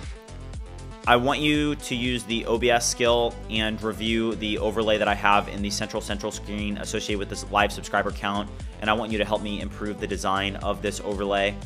Note that I am currently streaming, so you need to be careful with any changes or updates that you make, but note that I want to improve the design of this overlay that shows the subscriber count, make it a little bit larger, give it a solid background, and every time that we reach another milestone, it should send out confetti. There should be confetti. All right, we'll see if this works. So pretty much how a Hermes agent works, and especially in the Hermes Agent Desktop App, it's like, this is a big deal because I've been using Hermes agents inside of Discord and whatnot for a while, and I've got 5 of them. Now I have 6 of them. But this changes the game in terms of like, if you're not somebody that's used to using a CLI, this is like ChatGPT, but for Hermes agents, okay? You can see that there's now some tasks that are kicking up. Have you tried Nemotron 3 Ultra? It is agent optimized for the Hermes agent. Yeah, so I haven't tried it yet.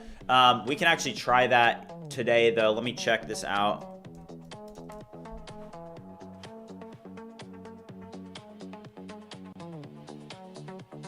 Okay.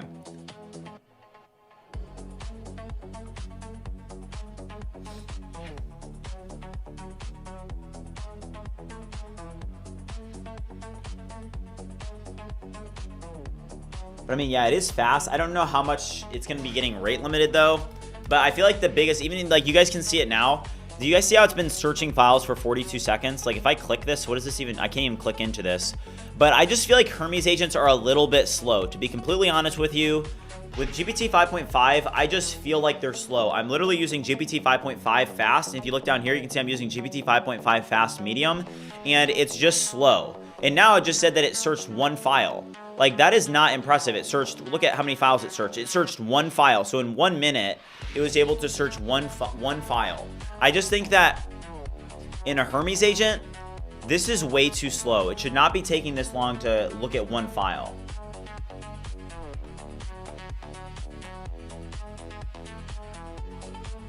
Somebody said they couldn't log into BridgeSpace.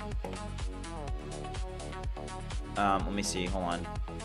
Would you check this again? Also, there are some users reporting that they are unable to log into BridgeSpace. Identify if any of your changes are blocking this. All right, hold on. I'll take a look at that.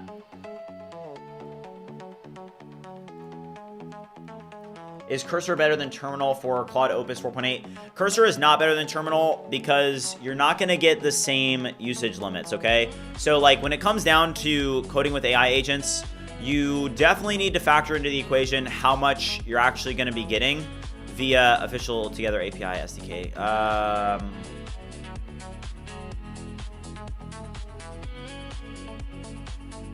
Let's just use this one. It's fine. But like, for example, I do use Cursor. The biggest reason that I use Cursor though is because I'm in there, like they give a bunch of money to people that they know create content. So for example, like they know my account, right? And I don't have a sponsorship with them or an affiliation with them, right? But they just give my account credits. So the reason I use Cursor more is because I do have a bunch of free credits for Cursor. I think I have like $15,000 in credits, okay? So I use Cursor more, but if I didn't have all those credits, Cursor is more expensive. You're gonna hit your limits really fast. Have you tried OpenHuman? I have not. Okay, Super Combo said, what about Kimi K2.6 when they release it to the public? So yeah, if you guys have heard about that, if only Composer 2.5 had an API, 100%, yeah. What model do you use most for BridgeSpace? I mostly am using Opus 4.8, guys. I think that's the main go-to. A lot of people like GPT 5.5. I think that's fine if you're using GPT 5.5. But to be completely honest with you guys, I do think that like Claude with Opus 4.8, I do think that that is the best model. There's like definitely some nuances to it. I find that sometimes it does break some functionality, so you definitely want to watch out for that. But in general, I think that Opus 4.8 for me personally is the model that I use the most, especially now that OpenAI has reduced their limits. You know, it's becoming, you know, it literally used to be OpenAI was way ahead because they were way more generous with limits. And then Claude Code, they had this huge rate limiting thing where they rate limited everybody. They were getting so much demand that they literally had to. But now OpenAI, I think that the rate limits for OpenAI are now worse. I think the rate limits are worse for OpenAI.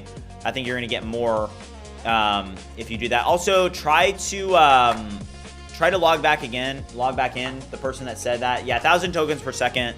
I mean, that's the thing that people don't realize is like, with the models that we currently have, yes, they're intelligent, but at the end of the day, like they are very slow, right?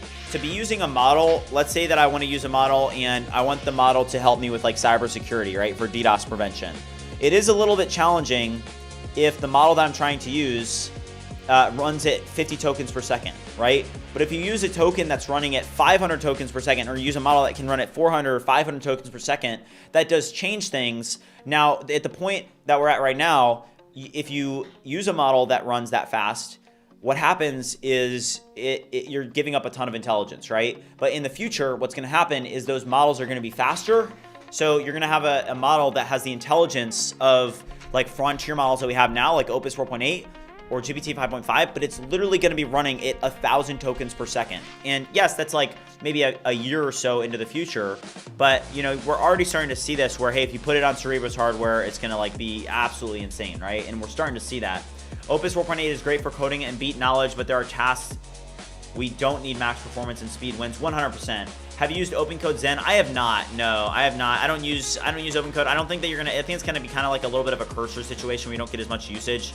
Also, let's test out this feature with BridgeVoice. So if I do Control Option now and I type it twice, it should start recording. Okay, this is a quick test. I don't like that sound effect, by the way. Perfect. Okay, guys, this literally just one-shotted that. Do you see this?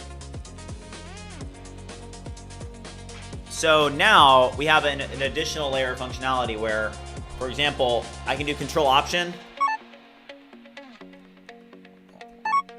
Hello there. And then if I do Control Option Option, it starts recording and I don't have to actually hold it anymore. Now, how do I end it? Okay, perfect. Okay, that's perfect. That's actually a really nice improvement there. Big Pickle? I don't like Big Pickle. Also, those sound effects are terrible. Okay, let's ask Bridge something real quick.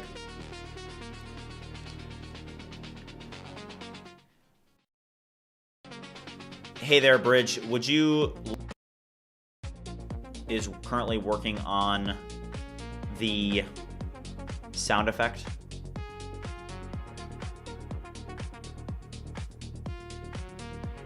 One sec.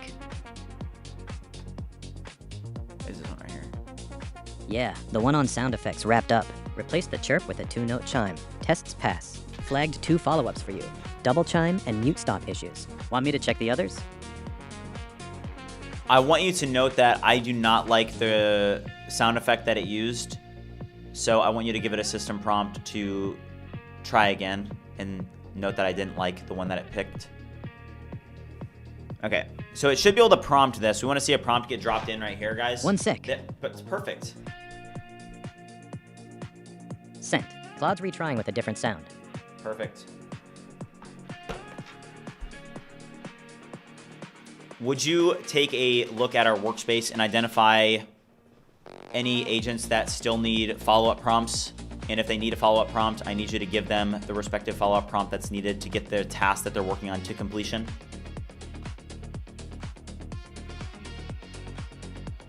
All right, this is working a lot better. One sec. This got a big improvement, guys. Now, we did just get a submit prompt issue. Couldn't send prompts to the 4-shell terminals. They need mode equals line. The work tree Claude also rejected the handoff. Needs paths first. Want me to retry with the right modes in discovery? Yes, please retry. One sec. Okay, WDN said the best time to slow down is prompt One engineering for 11 Labs. Really enjoy making sound effects. One sec. Okay, so you guys see that it just prompted 4 shells. Claude in the work tree now has the full handoff with paths. All right, so we just prompted all these workspaces. This is really good. Okay. Okay, great work. I now need you to open up 4 Codex agents in the workspace. All right. Also, what's up, Dan? How's it going, man? One sec. All right, so we're going to spawn a couple. Hold on, we have to update Codex. Let's update it. And then we'll just close these here. 4 Codex agents up.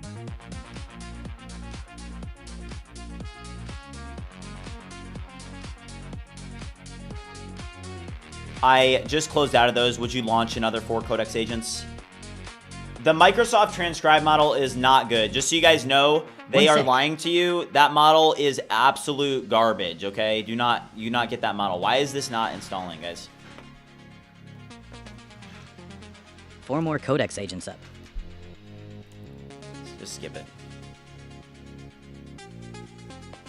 But yeah, that Microsoft model, they said, oh, it's really good. It is not good. In real production workflows, it's not good.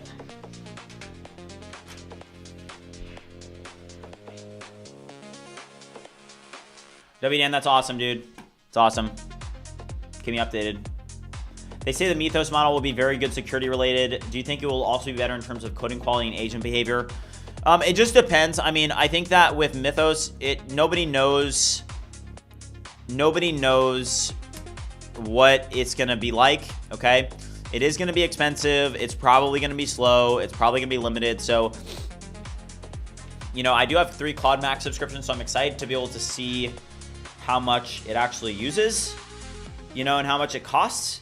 But in general, also guys, we did just hit 81,000 subscribers. Thank you. Okay, wait, hold up. Scroll through the thread. Okay, hold up. Wait, looks like we do have a, wait, what is this from? Whoa. All right, this is from Super Combo. Our internal data shows Claude is accelerating AI development, a possible path to recursive self-improvement. Our AI autonomously building a more capable successor. It's happening faster than we thought, and the implications deserve greater attention. Whoa. Wait, hold up.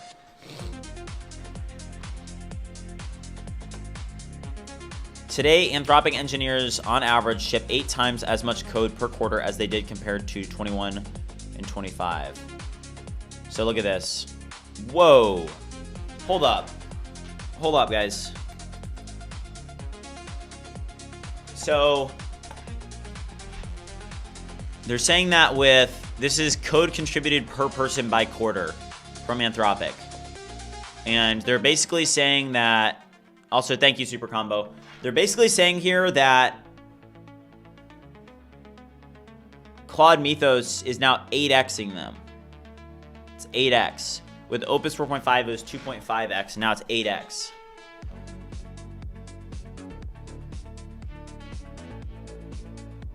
Claude's success rate is now 76%. So this is Mythos. Where's Opus? Where's Opus 4.7 though? Right, routine tasks, open-ended problems, substantial tasks.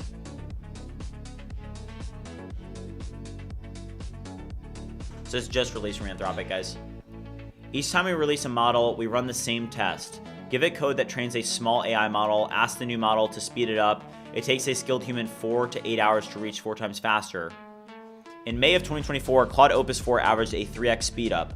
This April, Mythos achieved 52 times. Holy crap.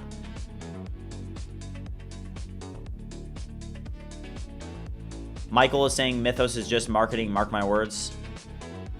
I mean,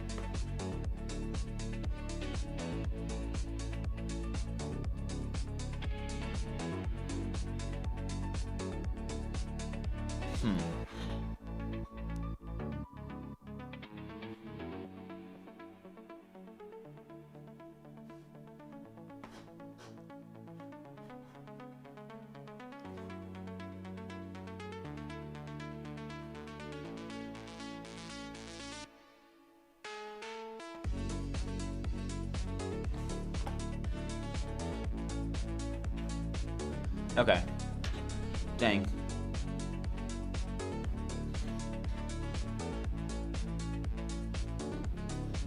What did you use to create the BridgeMind landing page? It looks great. I did use Opus 4.6 for that. Wow.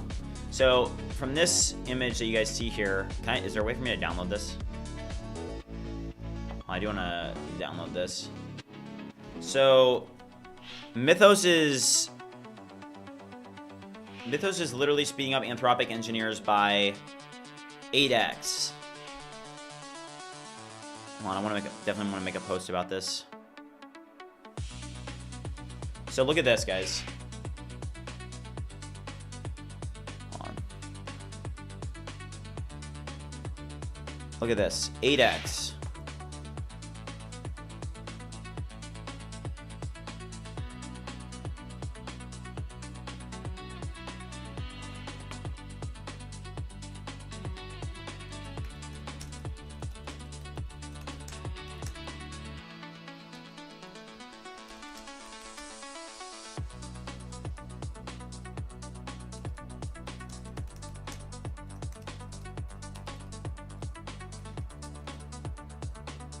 Am I still getting DDoSed? Yeah.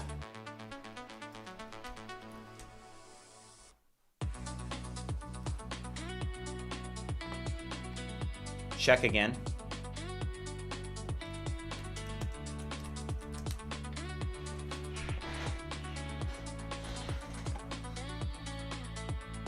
I'm gonna make this X post here.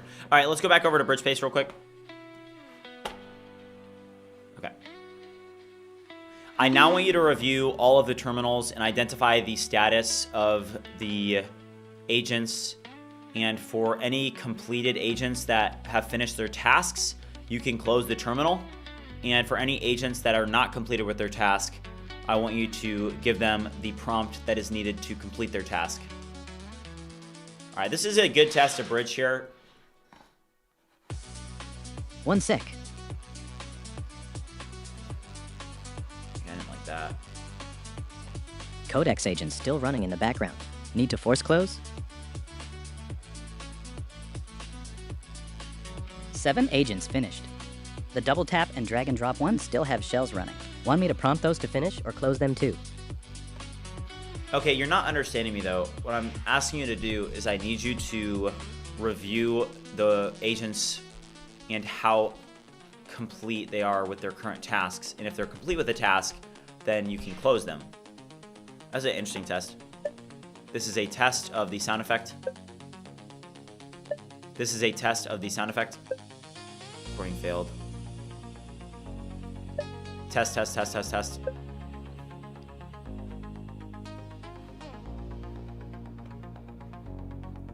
Test, test, test, test, test. Got it. Looking at the 7. Lock-widget. Done. Just waiting on your visual check. BridgeVoice Keyboard continues shortcut. to say Done. recording failed. Documented the Windows test. When I'm testing Transcription done. Would you figure All out why tests this is passed. happening Double and tap. Incomplete. help me fix Shell this? still running. Look at the logs Waiting for your reference. live test. Close conflict. Done. Lint clean. Sound effects. Done. New tone shipped. Drag drop. Incomplete. What is Shell that still voice? running. The The voice 2 is incomplete ones. it's on Double tap 2x and drag speed. drop have shells running. Close all 7 or just the 5 that are done.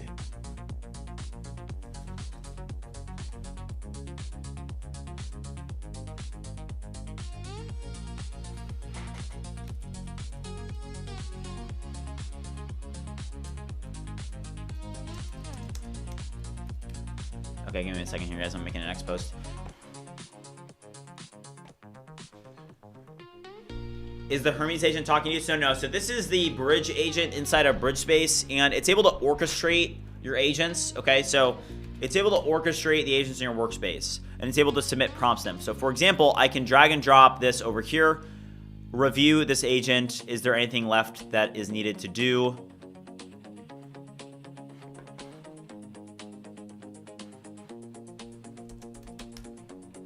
All right, 1 second here.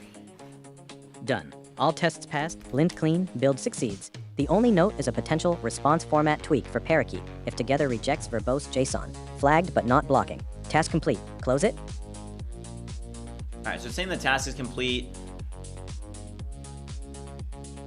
Would you output the environment variable that I need to set for this in my environment variables file?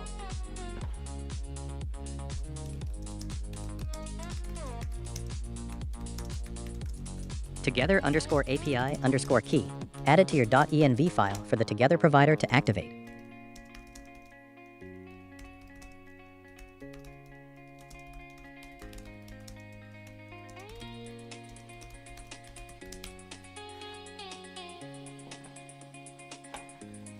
All right, people are saying to change the voice. We can change the voice on. So look at this. So this is why the voice may sound a little bit weird, you guys. So if you go over here, you're gonna see that you can change the voice. The reason that it sounds weird though is because I have it going 1.25 times faster, okay? So in BridgeSpace, you can adjust this voice. You can choose whatever speed you want. We can use Eve. Let's test Eve out. Okay, hello? This may not be routed yet. Oh, let's go back over here. So I did just change the voice. Let's refresh this.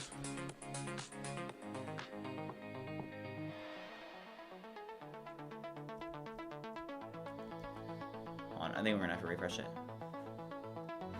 Okay. Check again.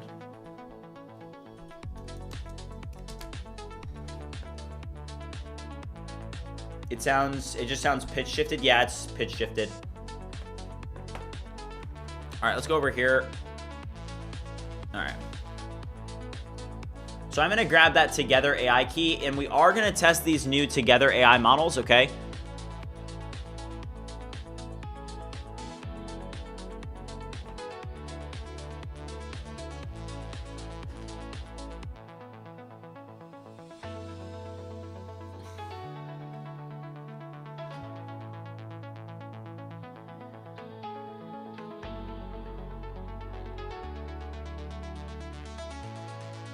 All right, hold on, guys.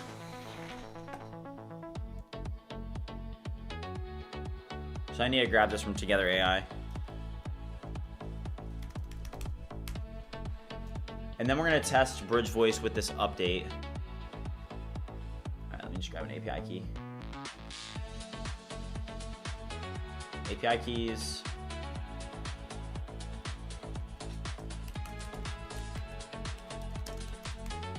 All right, we do have an API key. All right.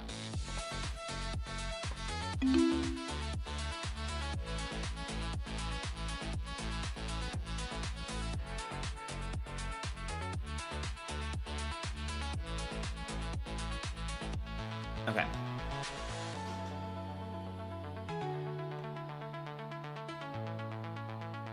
So I'm going to set the API key, and then we're going to be able to test if this is a... So this is Together AI. We're going to see how much of a speed up this is.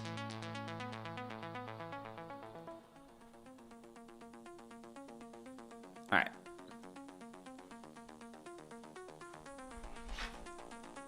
All right, here we go. All right, so it's the Together API key right here.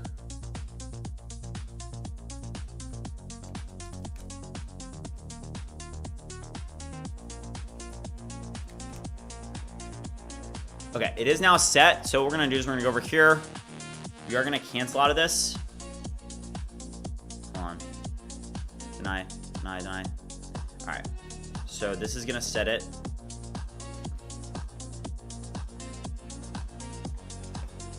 All right, let's drop a 30 bomb, chat. Let's drop a 30 bomb real quick. Let's go.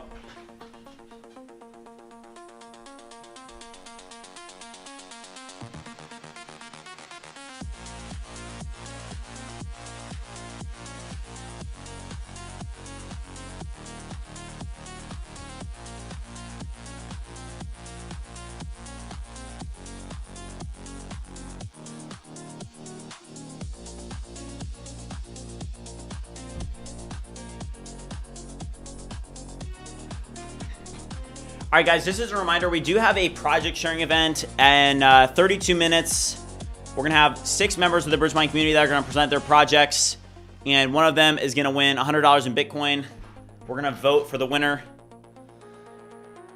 All right, give me 1 second.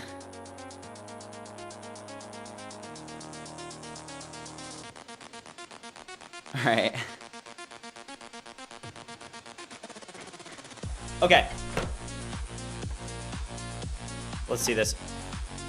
So I am seeing that freeze issue come back up. Let's see if we can figure out what's causing this. So I'm gonna pull out my Hermes agent.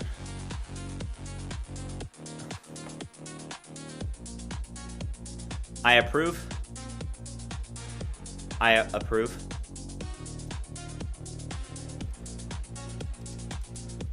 Freaking DDoS constantly. Okay. Okay.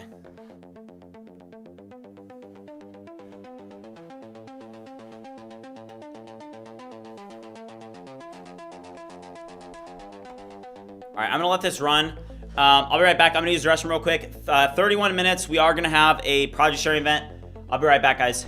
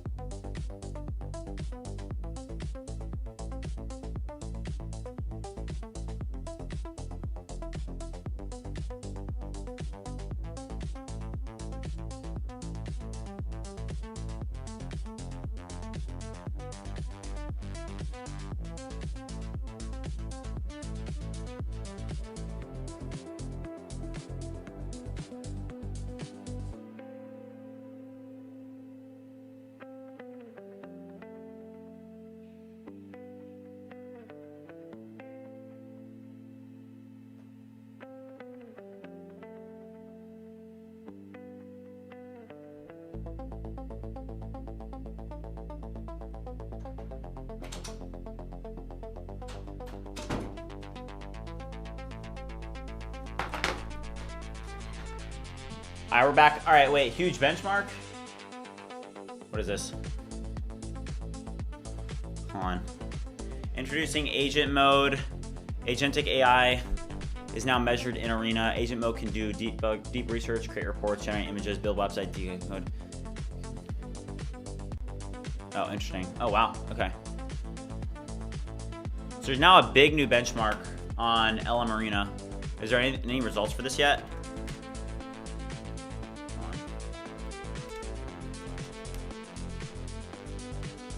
All right, hold up. So there is, what, agent mode? Is there a leaderboard for this though?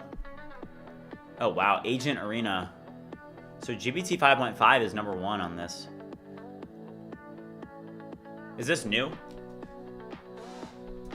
Yeah, it's Tari. Okay.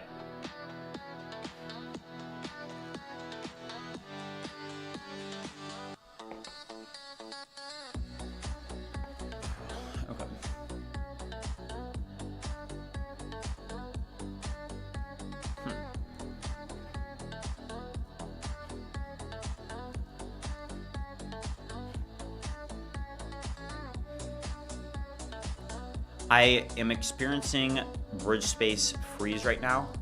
Would you identify what is causing it to freeze based off of the CPU and the memory usage? The problem that I have with this though is that Hermes is so slow. It's very slow.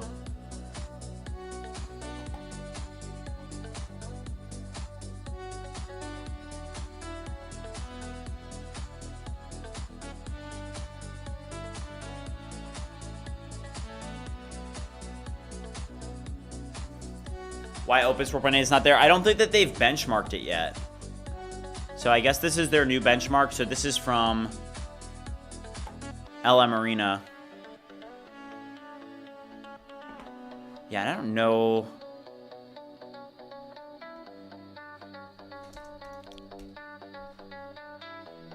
GPT 5.5 at the top. Their UI does not look great anymore. But what even is this? So it puts this in front.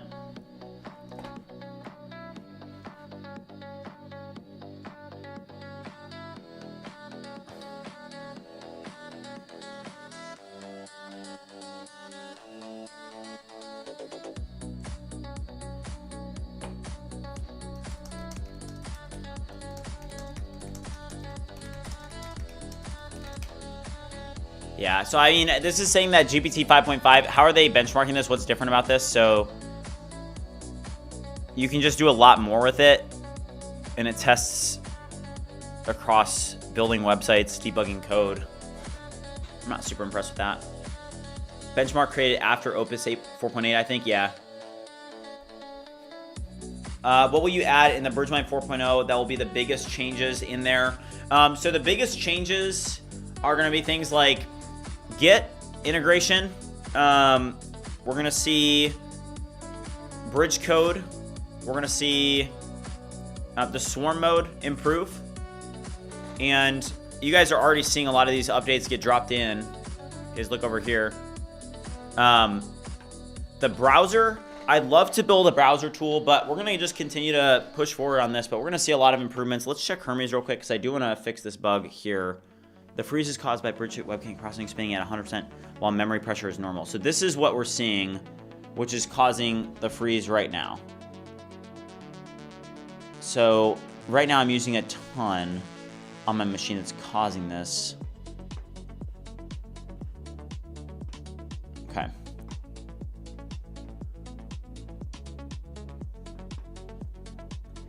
I need you to write a handoff prompt to my AI agent that is working in the code base that will be able to diagnose exactly what is causing this in the code and see if we can implement an improvement. Okay.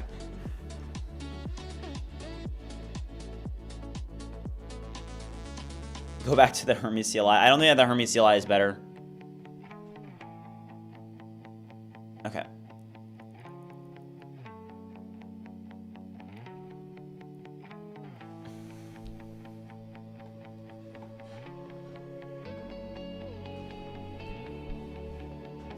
All right, see super combo.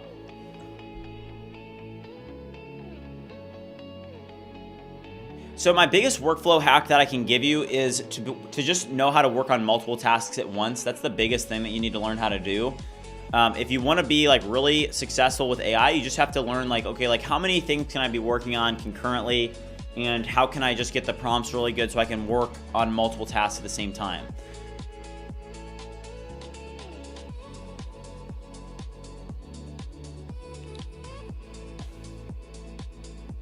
Okay, I'm gonna make a post real quick on X.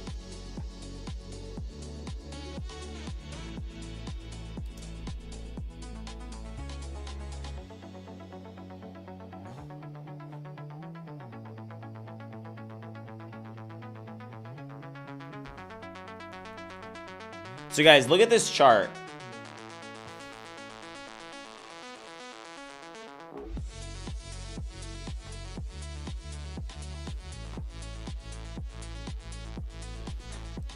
All right, so look at this, guys. So this is the chart that they gave us. So Claude Mythos, it is imminent, okay? So if you guys look at this, this is what Anthropic is reporting. They're basically saying, hey, here's quarter by quarter how much Claude improved our own engineers, okay? So you guys can see this is code contributed quarter by quarter, okay? And you can see that in quarter 4, engineers at Anthropic were 2.5 times more productive. And now with Mythos preview, it literally 2x that. And then with the actuals, this was internal access, and now in Q2, now it is 8xing them. So only time will tell.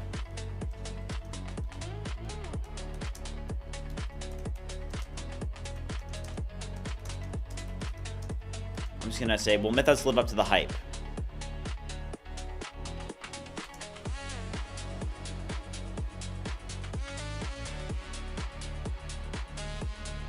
Okay, I'm gonna post this. So guys, go check this out. So this is on X if you guys want to see this post. So Gray Hatter said, so they're measuring success by the number of lines committed. Well, I guess that's what they're saying. But at the same time, though, a lot of people are like, oh, it's not about the amount of code that's committed. It's about, you know, the quality of code. But at the same time, you have to account for the fact that, like, hey, they're not gonna ship like garbage code to production. You know what I mean? That's a crazy curve.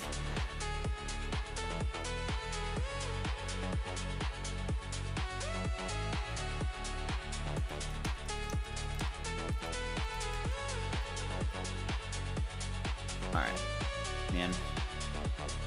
Would love to solve this issue.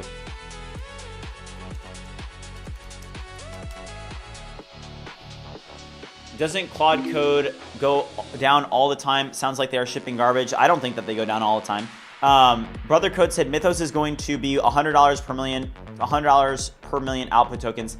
Brother Codes, yeah. Also, what's up, by the way? I've seen as high as $125 per a million on the output. I think it was when they reported it.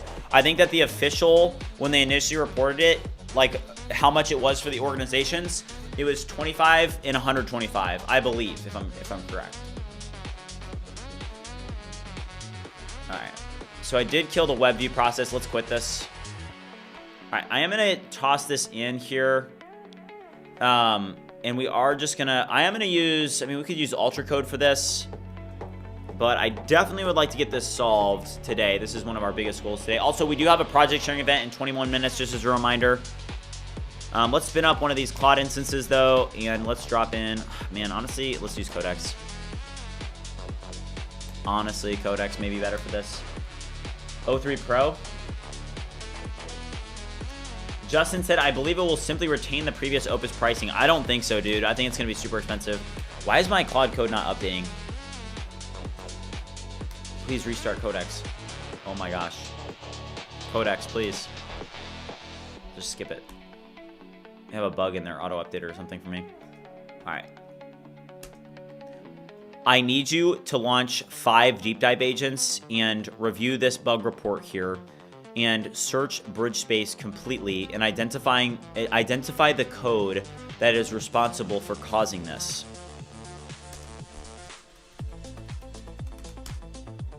This is happening both on Windows and Mac. Pinpoint the exact cause of this. Mythos said that, Hung said that Mythos will be the first enterprise model. Welcome to the permanent underclass with DeepSeek, Quen, Minimax, and the boys. Oh my gosh. I hope not. I mean, $25 per million on the input, $125 per million on the output. On a normal Claude Max subscription, that is not going to get you very far. Like, think about that. That is 5 times the current Opus pricing. And, I mean, Max plans are good right now. Mythos 1 will probably be rated same as old Opus. I don't think so. Are you using the text running optimizations in BridgeSpace as Cheng Lu did for pretext examples? I'm not, no. Yeah, 20 tokens per second would be tough.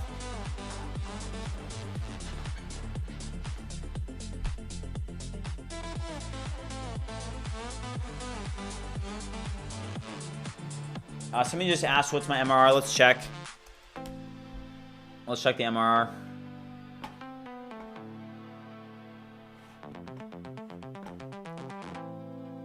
And we do need to build a status page for BridgeMind.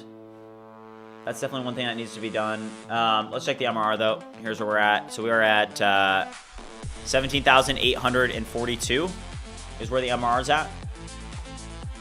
All right, let's collapse this. We'll let this one work. Let's close this. I need you to launch 3 deep dive agents and do a thorough review of the status page that we were working on. Identify the current status of this code and then create a structured plan to get this completed.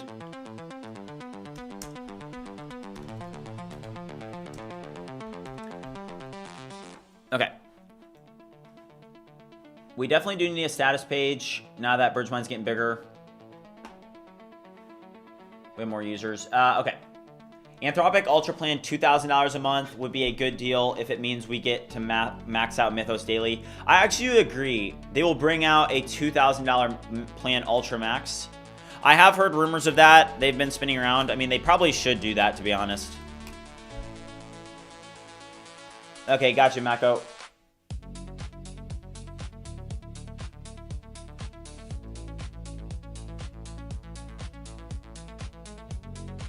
They're hyping up as a more general use now. In BridgeMind, how does the name of the terminals automatically detect the name? It uses Claude P or something? No, it just does that through a hook. But we do want to test that together AI. We didn't get a chance to test that, and I do want to test it. We have about 17 minutes for the project sharing event. Let's get this running. I do want to test this. All right. Let's fix this bug. Fix this bug in BridgeVoice.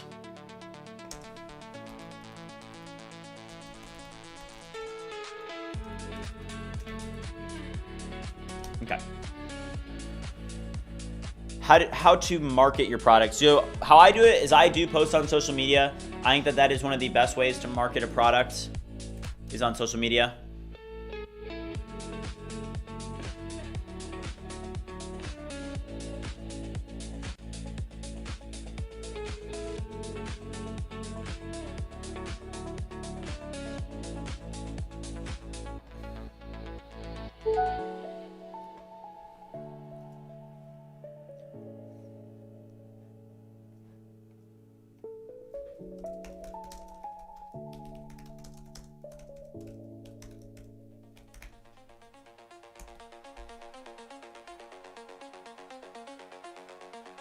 Okay. What is the 7 setup issue in your Claude Code? What do you mean the 7 setup? It's just doctor. I've got some doctor issue. Okay, npm run tari dev local. All right, let's check this out. Do you think you're actually faster with voice prompting? I experience that it often does not get what I want to say 100% and then it takes longer to actually correct it. I do find myself faster at voice prompting. We're actually seeing if we can improve this right now. Hold on, let's do one thing real quick. npm run tari dev local. Hold on, I want to close this real quick. BridgeVoice dev needs to be closed. So we're going to test this together AI, and we're going to see if it's actually faster. And then we're going to see if it's, so it says on artificial analysis that it's like way faster on artificial analysis. So the reason that we want to test this is because it says that it's way faster on Together AI. So we're going to switch over to Together AI and we're going to see if that is accurate. And if it is, then we'll see massive performance improvements for BridgeVoice, which is a really big deal for us.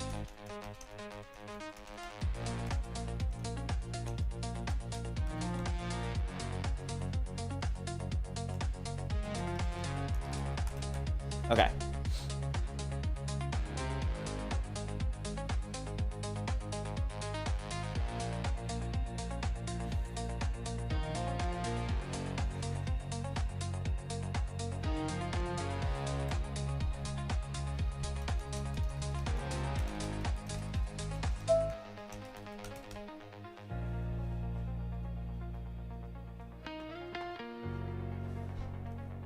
Hold on, why is this doing this?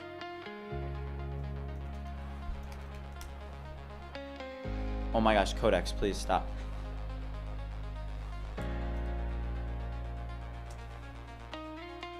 I am entering the correct email and password. Why am I getting this error here?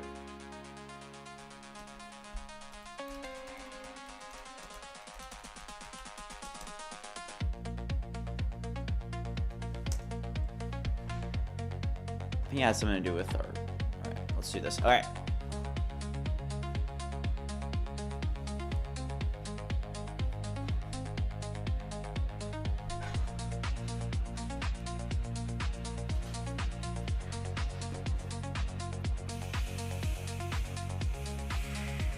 All right, Heap Dive is asking, are you a previously professional developer or are you a purely vibe-coded person? Don't know anything about coding fundamentals in the system design and scalability.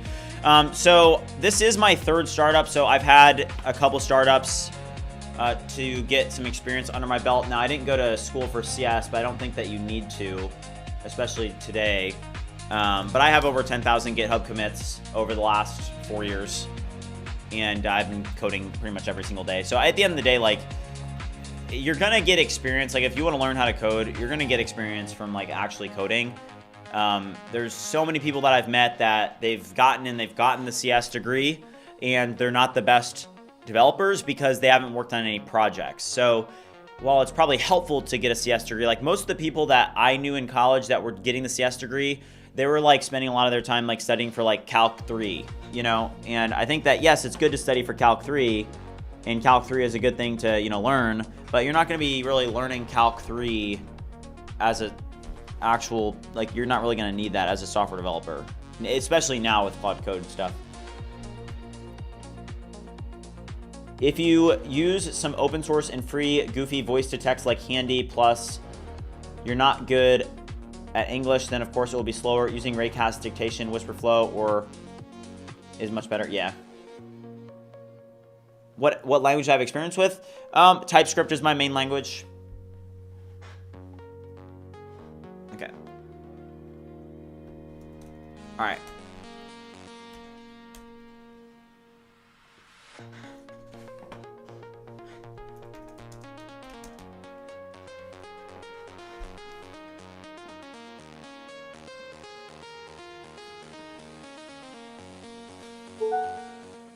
Yeah.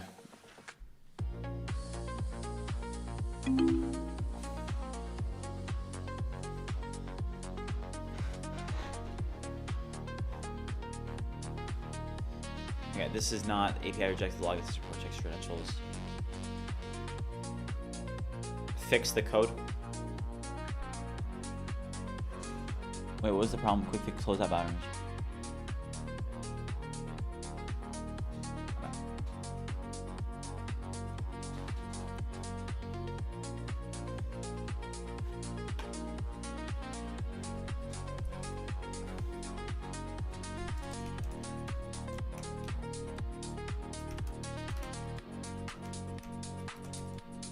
Okay, there we go. All right, so now we can test this Together AI. This is perfect. Okay, so let's test this. Okay, this is the moment of truth here. Okay, so Parakeet 600 million, Whisper V3. So let's see if this works, first of all. Quick test. Okay, that was slow. This is a quick test of Together AI. Guys, I don't think that there's anything that is faster than Okay, but one thing is the quality of it much better because it's Whisper v3, not Whisper v3 Turbo. BridgeMind test.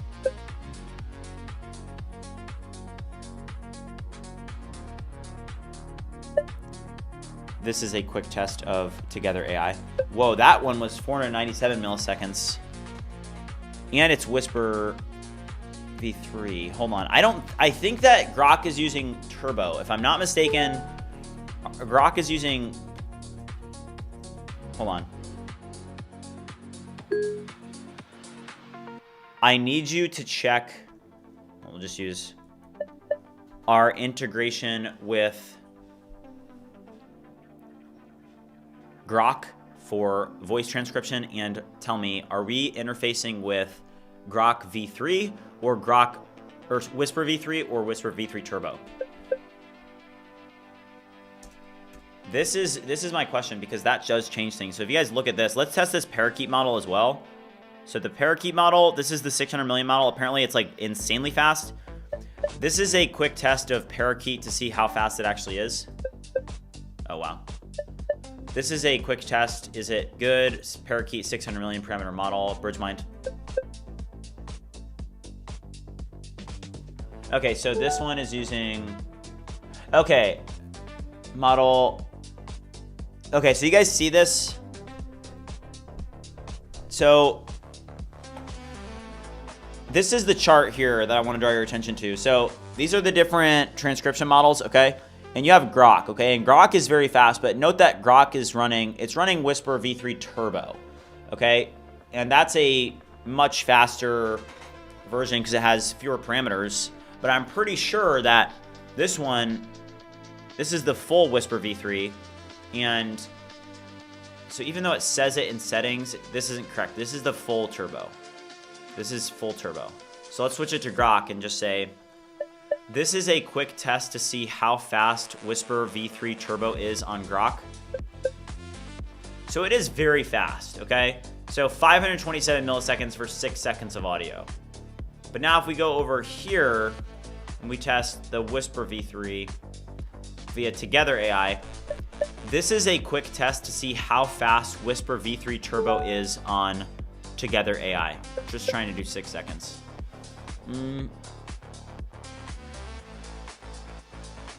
Okay, same speeds practically, but you are getting a model that is much, like, it has way more parameters. Amanda, what's up? I do have a girlfriend, yes. Grok also has a chunk of compute in the Middle East, so latency can be iffy. Okay. Parakeet v2 is best for English voice to text. Well, let's try that Parakeet model. Parakeet. This is a quick test to see how fast Parakeet transcription is via Together AI. Honestly, I'm not really seeing the speeds on that be that good. The Parakeet model, I know that it says that it's the fastest, but when you're actually using it via like API, yes, maybe when it's downloaded on your machine, it may be super fast because it literally is right there on your machine. That doesn't make any sense to me though.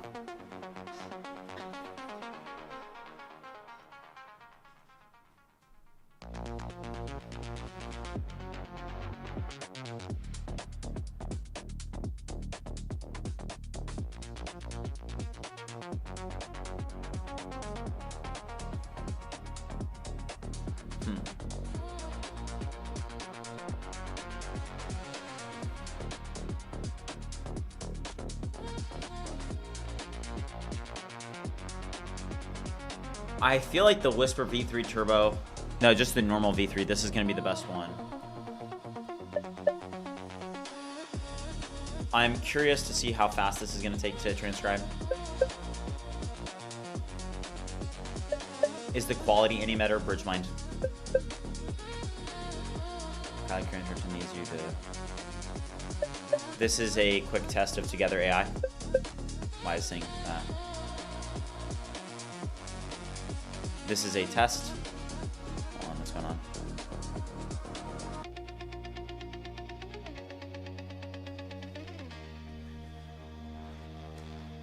time to first token might be the issue. That's why offline always wins. Yeah, true. But then the thing is that 600 million parameter model actually takes up like I think it's like 1.53, it maybe even be 2 gigs of memory usage. So that's the issue with that model, is that it takes up too much. Also, let's see if it found this.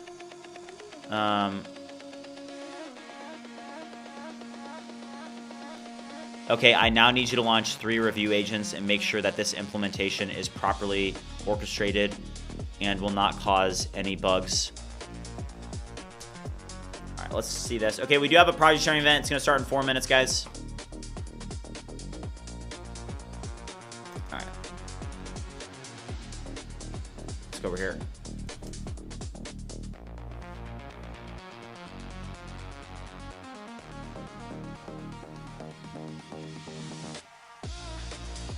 Yeah, 2 just made a really good point. He said that it's probably weighted across more.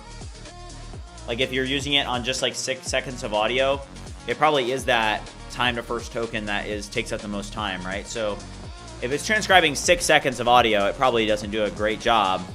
But if it transcribes a ton of audio, maybe it is like incredibly fast, right? But the time to first token is taking up more in the first place. Okay, let's launch Claude here.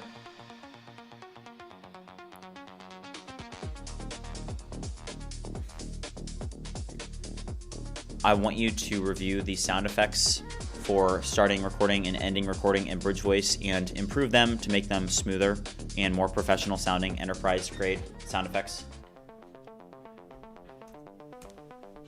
Hold up.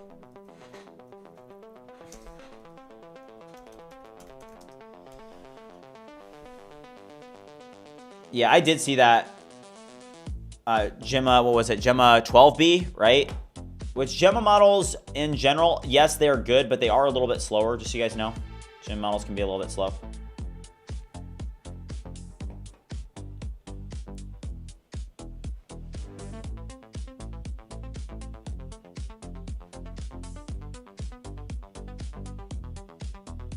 Okay.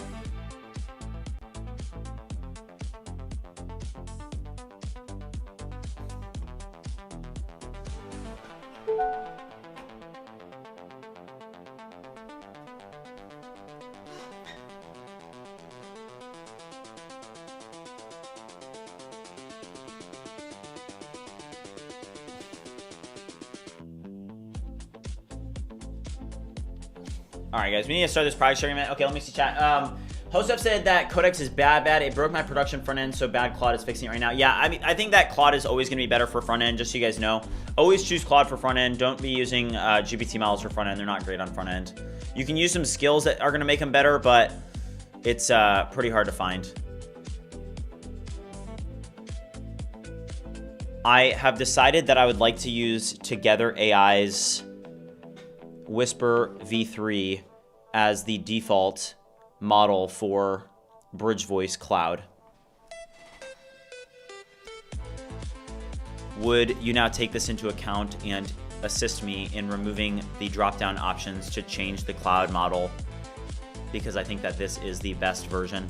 So remove the ability to choose what model you want. Maintain backward compatibility if we need to switch this, but let's go with Together AI. All right, we are going to go with Together AI. I think that this is probably the best for our use case. This is a quick test. Let's see if we can figure out when there is a bug here. Probably need to.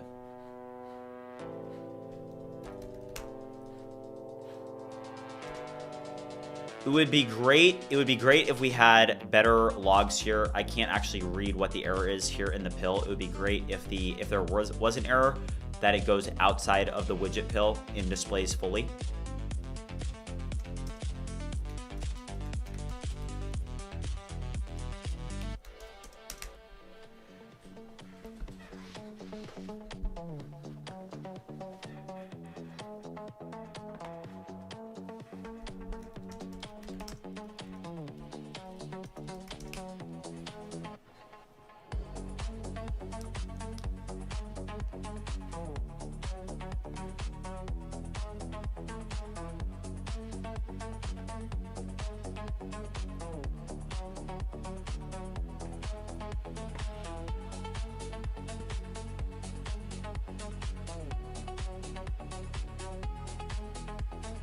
All right, guys, let's get this project sharing event started. We've got a couple things working in the background, but it is time. Let's go over here. All right.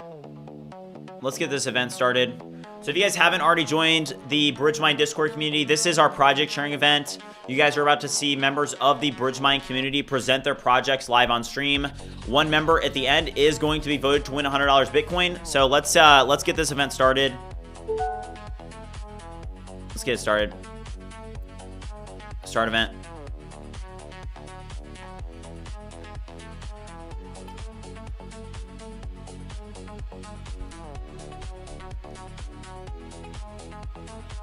All right, then I'm gonna have to rejoin.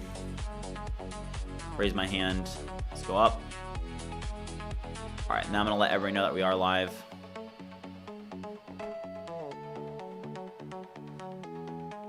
All right, let's go over here.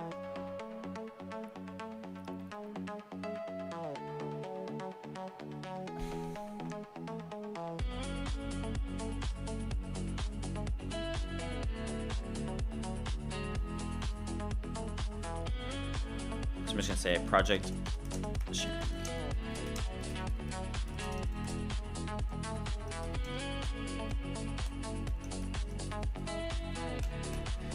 All right, project sharing event starting now. Let's go.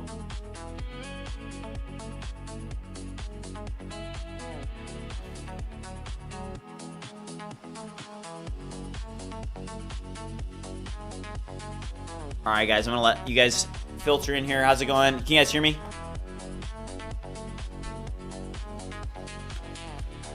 Welcome, welcome.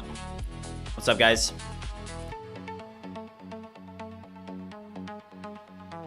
All right, so for everybody that's new, this is something that we do weekly to give members of the BridgeMind community an opportunity to present their projects. So we are going to be voting for a winner. So the winner is basically whoever displays it literally has unlimited bounds. Okay, if you're impressed by a project, if you like the way that somebody presents, if you like a product that somebody presents, you can vote for that product and project. But we are going to let 6 people present. And whoever has the best project, we're gonna vote for that person. So it looks like we already do have a couple of hands raised. Ash was the first person to raise his hand. Let me check this out. So he's been in the server since May 16th. Let's check out Limited Gaming. He's been in the server since December 17th. So I'm gonna give him an opportunity to come up first. Limited Gaming, come on up.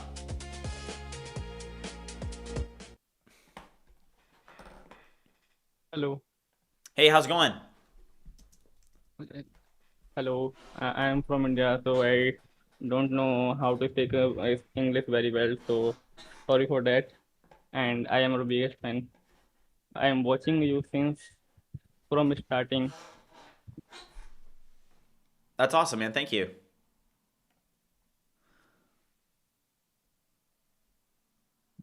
I want to show my project to you guys. I am working on it right now.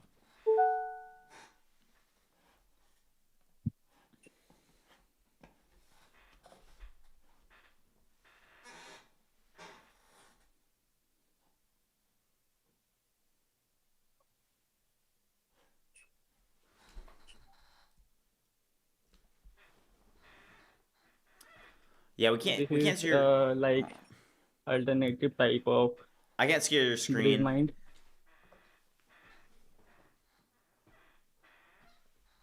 What?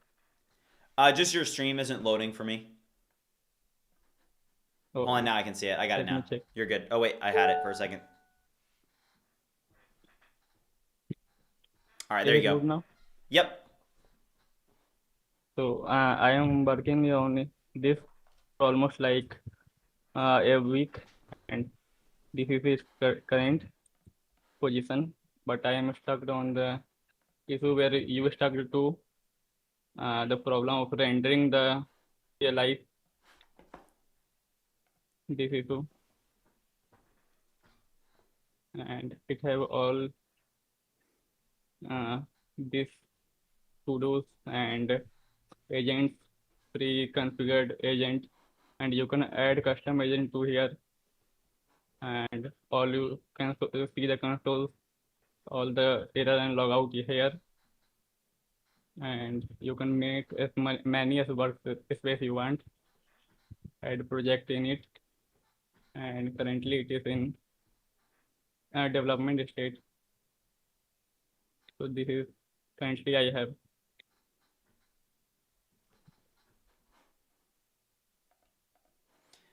I'm muted in the Discord, but yeah, it does look like this is his approach on something like it's called multiple vibe AI workspace, so similar to BridgeSpace. So this is like BridgeSpace copy. You said copy, say speed copy like of BridgeSpace.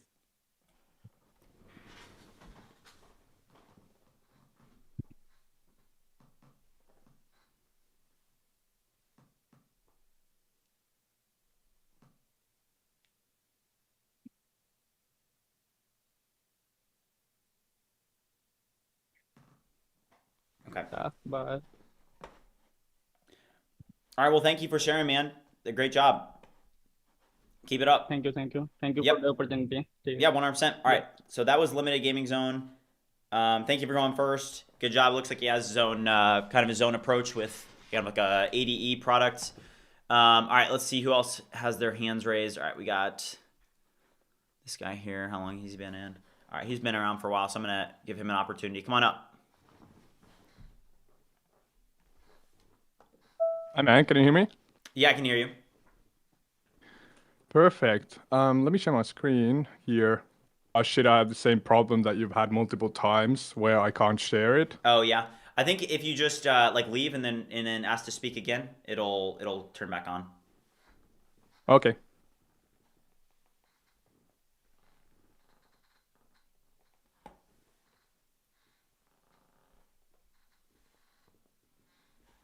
All right.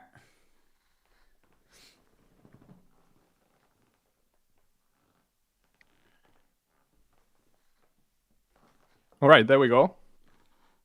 All right. I can see. Can you see it? Yep. Perfect. So I'm actually, I've been creating for social media over 10 years. So I do social media full time myself as well.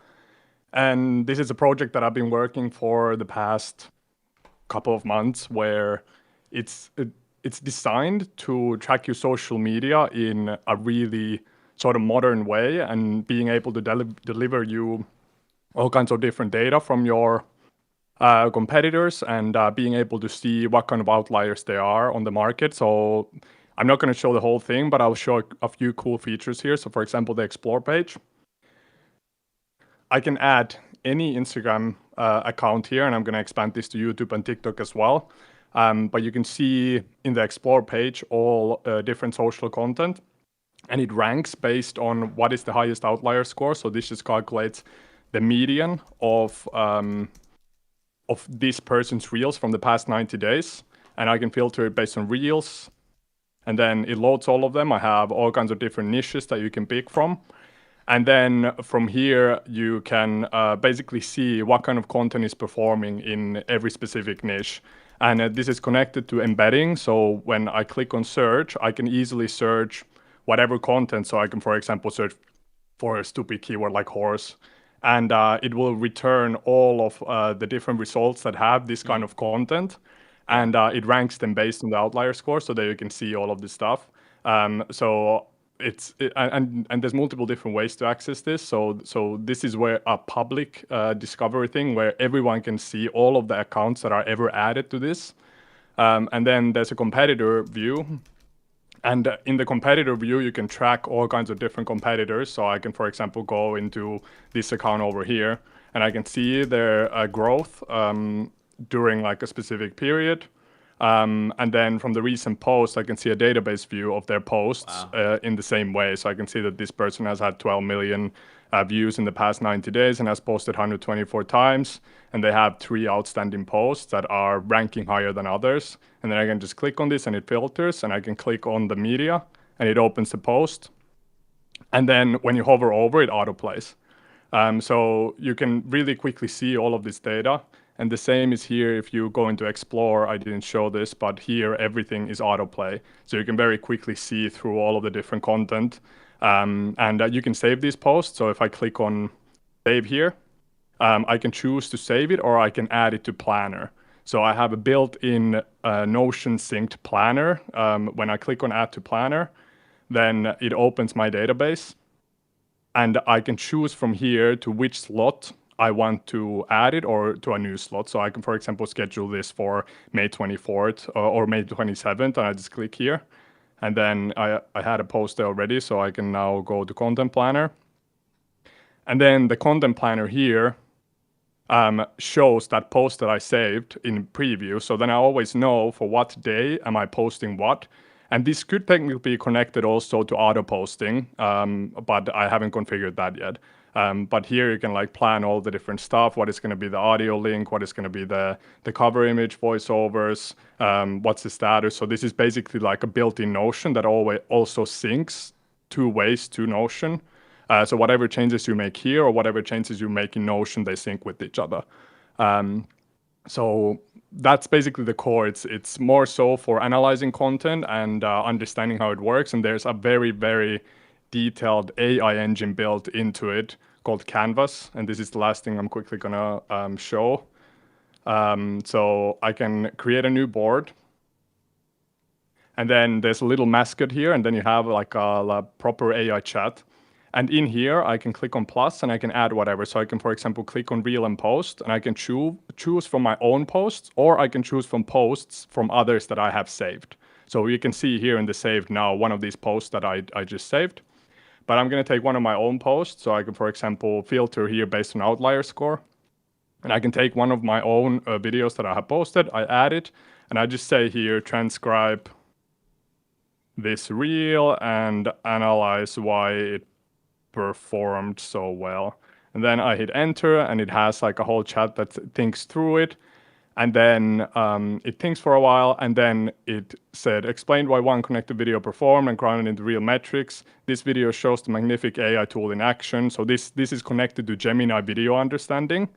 And then it shows the metrics for this. It shows the transcript. You can copy it immediately here, and it also tells you what is going on in the video at each specific situation. So it's a very handy way of sort of understanding why content works.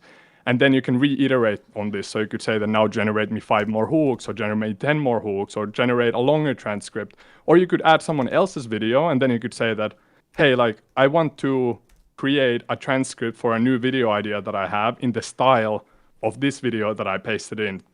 So if you like something that you saw on the explore page of this app, you can save that, you can bring it in here and say that I want to create something like this for myself, just generate it, and it does it. And then there's a split view, and it generates notes for you at the same time. So for more technical people, you can drag stuff also in here, and you have the exact same chat here where you can see all of this stuff in the exact same way as in the chat. So these communicate with each other, but I think the chat view is more what people are gonna use who are not that technical. So it's just like a way of serving the same information in 2 different ways.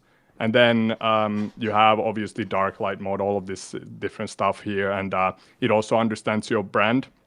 So you can fill in your brand voice. Are you creating for a client? What are your offers and goals? What's your audience? What's your brand voice sounding like? And this can all be auto-filled by this feature as well. So this is just like a tool that I wish that existed 10 years ago when I started out. And we also create with my fiance content for hotels. So this is like very handy for us to like figure out what is working really well now for our competitors or our clients' competitors. And then basically have like a whole library of different stuff that you can do. And it also notifies you here of different stuff that's happening. So all of your competitors that you're tracking, you can see that, hey, that this person's post went viral, and then you can click on it, you can load it and see immediately what's happening. Yeah. So Yeah, that's the demo. It has a lot. It's like finding trends. This is I like that. Yeah, and it has like for teams and all kinds of different things. It has reports built in as well. So then if you are a company that is creating content for a lot of different like basically a lot of clients, you can then pick your platform and you can pick from what day you want the report to be from. And then you have multiple different ready-made templates that you can pick from that fill in the data for you automatically. Yeah. So these are all Nice. designed by my fiance. So then you can see social media report, reporting period, what platform, date of submission. There's a little like watermark that can be removed if you're on a higher plan. And then it shows all of your analytics for the period that you chose. It shows your follower growth in like a graph. And all of these like basically serve the same thing, but they just look different. Yeah. So, Do you currently have this is the users on this default. platform? People are wondering. What did you say? Do you have is this live right now? Do you have users right now? No, I'm still in development. So this is Okay. something that unfortunately, I have a wait list. So if you actually right now don't visit the website, no, I have a When we wait say list that, mode then everybody's gonna on. visit the website. It's Yeah, of course. wisestats.com, Just WYSE-stats.com. But yeah, don't visit it, guys. yeah. So no, you can visit it. I just had to quickly turn the waitlist mode on because I was testing something quickly and I forgot to turn it off. But it's already. I'm doing it. Okay, now you can visit it. Yeah. But yeah, basically like the biggest thing and critique to a platform like this is obviously that it sounds like it shows you a lot but doesn't do anything. But that's why I created the AI stuff into it and the planner, Yeah. so you can actually like have a lot of tools at your hands. But I feel like maybe for the future it makes sense to lean on the AI side a little bit heavier to actually get ready-made stuff and that it also like auto posts for people and so on. 100%, yeah.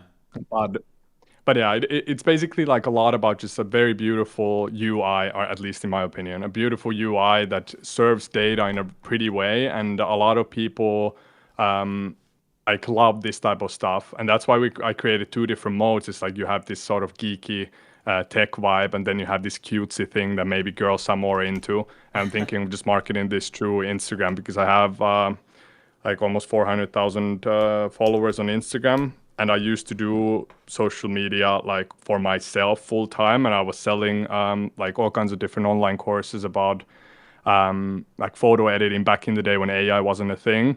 And then I was just thinking when this whole AI stuff started coming around that like there's so many opportunities coming, and I've either way pivoted more towards like creating stuff for others. But I've always like had this problem that I go on Instagram and then I spend 20 minutes finding something that I want to create. And then there's just so much fluff there. So with a tool like this, you immediately see what's working. Yeah. Yeah. I All right, see I'm it as taking well. a lot of time, but that was a great demo. work. Great work, man. Great work. All right, so that's number 2. That's wisestats.com, guys. Wisestats.com. All right, thanks. Someone asked Great what work. API platform he used. That was just Graph API from Instagram. Oh, wow. Okay. All right. Yep. Well, great work, man. Bye-bye. Thanks for presenting. Thanks. Yep. See ya. Yep.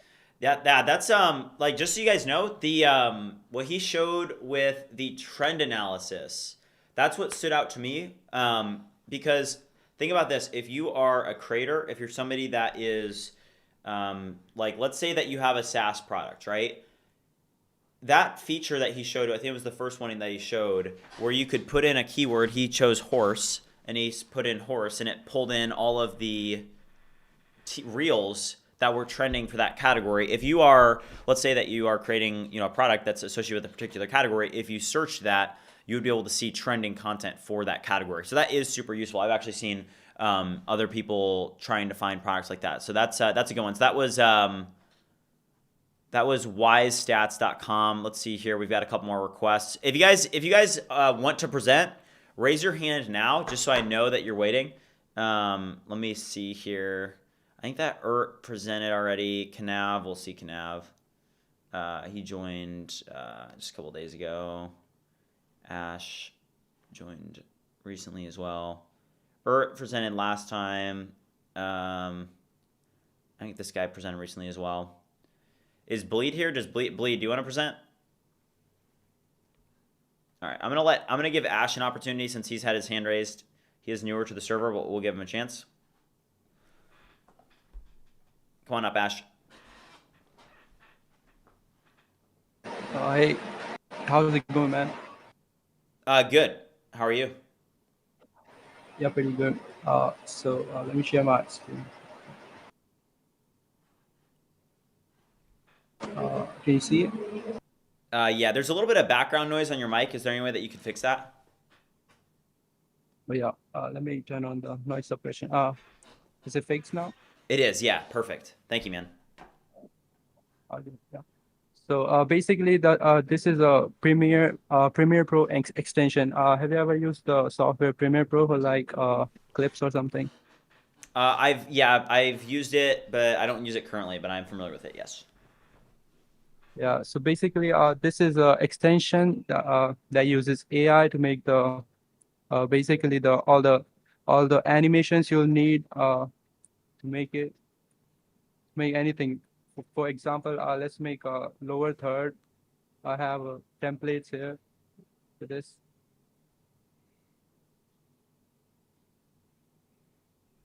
So it'll make a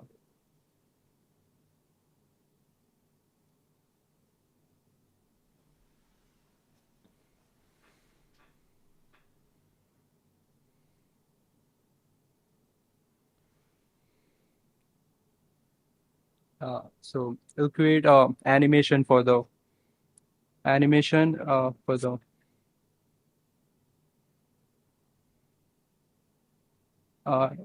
this is the main website for it.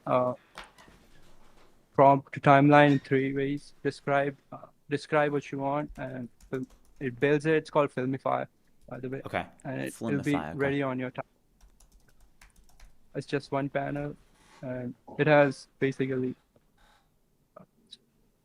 You can have it like if you enable this, it'll ask you like all the questions you'll need to like make anything. There's all the themes and auto update basically. It's all the settings.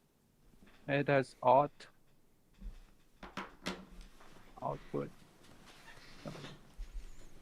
So help me understand what this is doing. So you are creating like, so this is basically a way, it's an extension where you can edit videos using Premiere Pro using AI though? It can auto. Okay. Yeah. Okay. So this would be This is better our than like demo for it, Remotion, yeah. for example, because isn't Premiere Pro way better than like Remotion? Because obviously Remotion is Yeah, just it like can. It uses a NVIDIA. It has an API for it. It uses that to like transcribe the. If you auto edit, it can like fully auto edit the.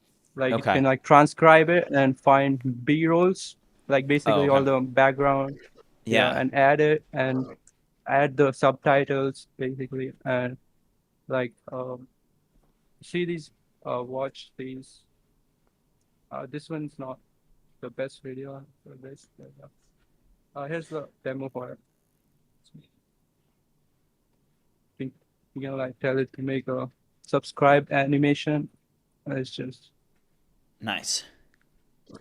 yeah. So go back Also, over this to video it. is- So what's it doing right now? So if you go back over to the actual app where it's running right now, what is it doing right now? Like what is it editing? Yeah, what's this doing here? So Yeah, so it's people can making understand. it's making a lower third. It's called the lower third. You see that thing in movies like in the bottom left it says Yeah. probably your name and the profession. Yeah, it's Yep. creating that. It's currently wired to my Claude Max subscription, so that's why it's taking a bit, but it's pretty quick. It's pretty like quick if I like change this to API. It's currently Yeah. on the Claude Max for testing. This is how this entire video is also made in Filmify. Yeah, this one you see. Nice. Yeah. This thing is also AI. And you can like basically download it here for Mac OS, Windows. We don't have Linux yet. Basically, yeah. All the payment and everything is wired up. It's basically ready to go. If there's any problems and bugs, we'll just fix on the go. It's taking a while, but yeah. Yeah. So do you have any users right now? Not yet. I just like made it a couple days ago. Yeah. Oh wow, a couple days ago. That's Completed pretty it. impressive. Yeah. Nice. Yeah. I made it in a week. I think. Yeah, it's pretty quick. So there'll be when we have users, I think we'll have some bugs and stuff, but yeah, Yeah. we'll have to figure that out. Well, good presentation. You can Is there more features? Yeah, it's actually you can it can make scripts as well here. If you like go to chat, it can write scripts for you. You can like from the transcribed video from here. If you like, it transcribes the video automatically, so it'll know what the context of the video basically. So the scripting part, the hook part will be much easier. It's taking a while. Yeah. You can change the modes to fast, slow, and this.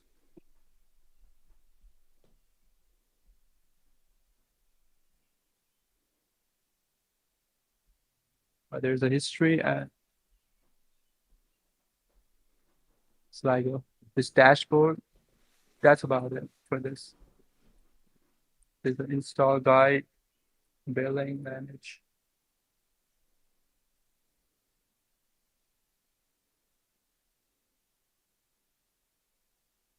Somebody in the chat said they need this. So yeah, I mean, what's your perspective on remotion? So what gave you this idea? So were you reusing remotion? You thought, hey, I could make that better, or what gave you the idea? I was using remotion a lot. Okay. So here's it. What I made. This thing. Yeah, I think I spelled that wrong, but this is just the feature, the lower third can like auto edit the videos. I'm working on like adding more stuff to it, like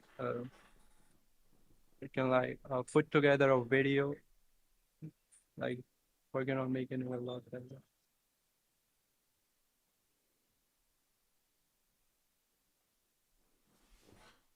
It can add like sound effects. I'm working on the sound effects, so it can like add the sound effects automatically on the like upon the transcription.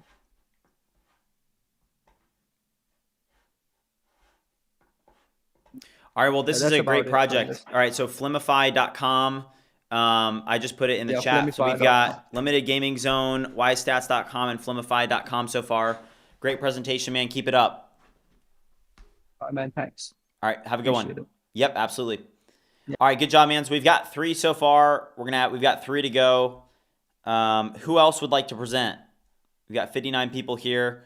It looks like we've got trying to get FDL. I'd be interested to see what FDL has to present. Let's FDL, come on up.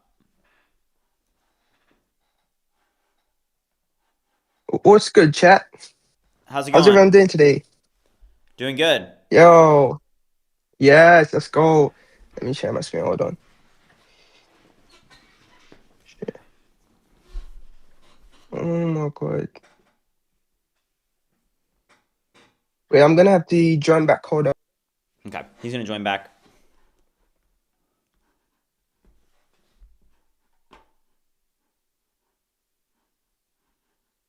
All right, guys, Twitch and YouTube, what do you guys think so far? So I'm about to drop the 3 that we have so far in the chat so that you guys can see it, but we've got 3 so far.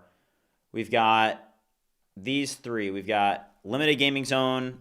I didn't have the name for his product. And we've got ystats.com, and then we had Flimify. So far, just drop it in the chat. 1, 2, or which one out of these do you guys think so far? Which one do you guys think you'll vote for? All right, FDL is about to come up. Come on up. My bad. No, I had good. permissions come up. What? Okay. Yeah. Hold on. You gotta do my task screen. Yeah, let's do it. Let me know when you see my. Whoa. Okay, let me know when you see my screen. Yeah. Yep. It's loading. Yeah.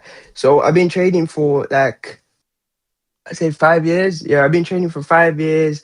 You know, ups and downs, but I've been also doing AI and stuff. But this is co-found, so. You know, when people trade, they get their emotions in and they start, you know, losing money and da-da-da. And I was thinking like, let me show you a preview. So let's see. Build me a BTC trading. What? I wanna be a trillionaire. Yeah, let's do that. Trillionaire. It's gonna start yeah, it's gonna start thinking, and then of course, we got GPT behind this. It's gonna generate strategies, variants like SMA, RSI. It's gonna do some back tests. Let's give it a second to do it. Hopefully, He skipped millionaire. He yeah, it's skipped doing it. billionaire. He went straight to trillionaire. That's Yeah, what I like to straight see. trailing Elon Musk. I'm coming for Elon Musk. So right, yeah, this what it did. So let's see, did it beat the S&P 500? Yes, it did. So it generated a strategy with, was it 24%? So it beat the S&P 500. Let's see the drawdown. The drawdown was 31%. So obviously you can't one-shot trading strategies like bots. So you're gonna have to iterate. So I could say the drawdown's too much. Reduce the drawdown, and it would start. You obviously you get now. You see how you start iterating bots to be profitable for like crypto, stocks, futures. So instead of trading manually, you would create a bot and deploy it on our platform, and then you just sit down and just it's gonna make you money, you know. So obviously this was the bare bones. It's gonna take me some time to get the bot running. So let's see what it does. Hopefully, yeah. Nah. So the back it did was I think it was this one. So the best trader bot it made now is 24%. Let's see. I mean, I think I did one. Let me see. I think it's this one. Is it this one? So what's this doing? What are the rank? Are those ranking like so I can see May 29th to 2026? So it makes a strategy that would have performed successful. Oh, Based that off. yeah, it did. So basically, this chart is just a backtest. So it ran the strategy through, I think it's a 2-year backtest. Okay. So it ran from 2024 to 2026, Yeah. and it made a 45% profit. So Okay. so every strategy you do, you're gonna have to. Of course, you do finance. I think was it finance? Yeah, I was in finance. Yeah.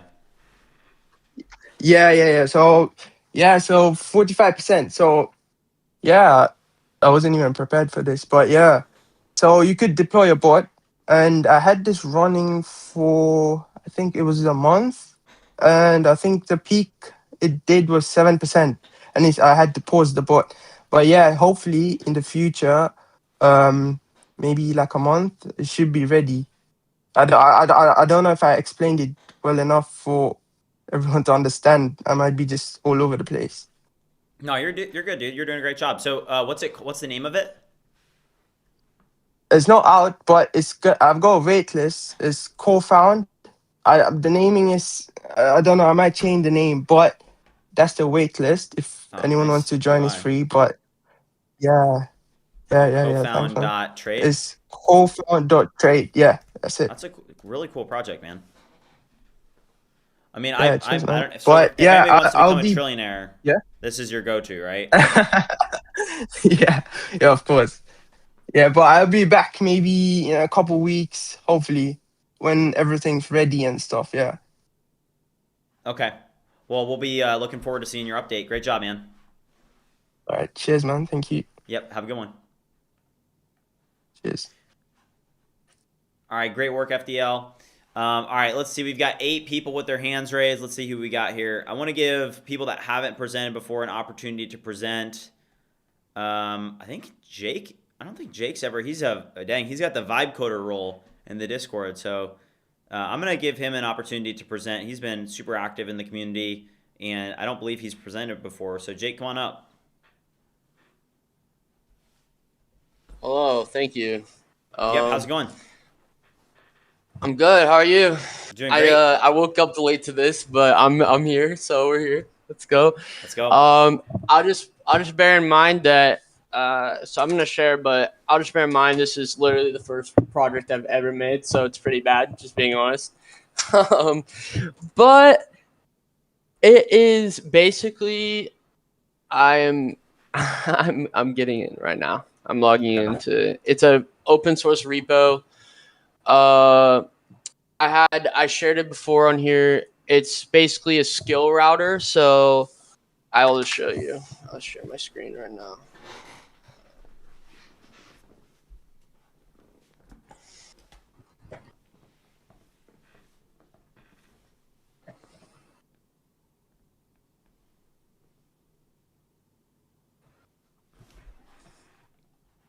So basically, I can't you guys see can it yet. see it, right? I can't see it personally. Oh, No. you can't? No, you may just want to try and close it down and start again. Okay. Stop screen. Did you see the website though? No, not yet, not yet. Okay, okay.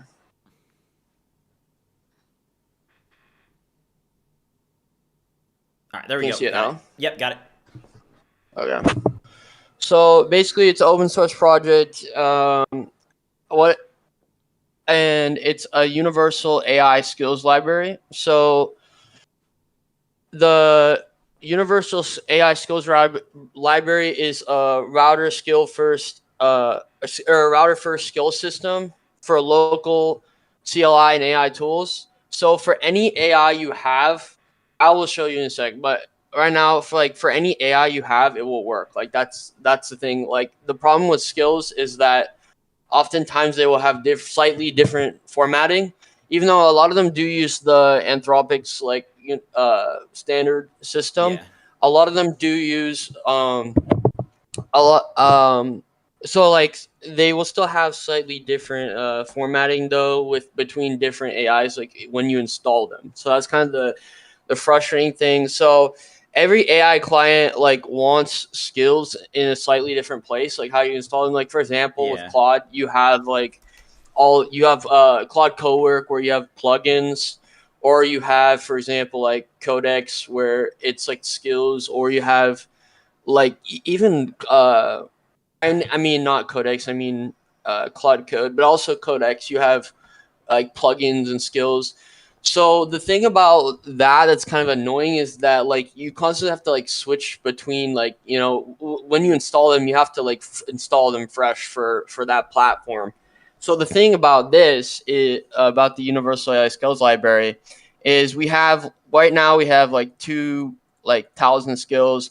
A lot of people get kind of nervous about security with skills, but these are all skills that I personally use. So and I've like picked them out, so I can tell you personally that they work if you believe me. But yeah, but what I can say is, so like you can put this into a Hermes agent, you can put this into Paperclip, you can put this into Cursor, any open code, Commute, like anything. And it will you will have all these skills available to you. And one of the things that I'm going to work on architecture wise, which another person in the community pointed out, which I really appreciate, is just the fact that something that is kind of bloated, which I'm going to fix, is right now when you install this, it installs it with all the skills too. But I think if I just isolate the router itself, like just the router, and being able to make skills universal from like the skills itself, so people can just pick the skills they want to have, then it's like going to be a lot better, I think, architecture wise. Yeah. And one thing people may want to see is so this here, do you have this configured with like Claude Code or something like that? Because I'm sure people would like to see just like how that works. Because does it show like it pulling and stuff? Yeah, I do. I have it. Yeah, I do. I have it configured with Codex right now. So, but before I say that, I just want to say a few more things about like how it works. So, like one thing that's important about the skill router is, and I love about Codex, is Codex has this feature called hooks.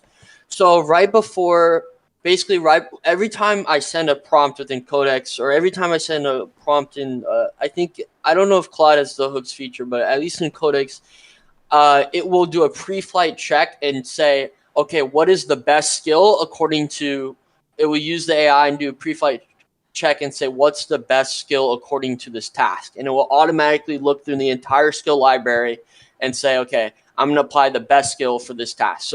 So every time you need a task done, it's done in like the best professional way. Because, you know, with skills, things are always usually done like significantly better.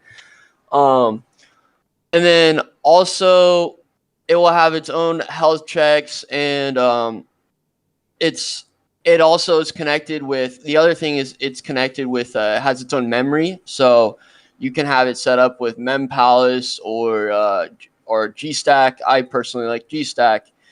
And also has its own AI router, which I mean, all this is from open source. You can look into it. Light Panda. So, yeah, I mean, this is what I use. I will show you right now. Let me see. Change it.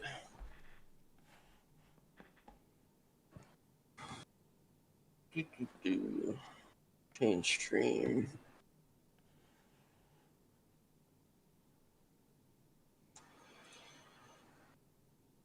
So, like, can you see it? Yep. Okay, so let me see. What could I do to like test this? So please,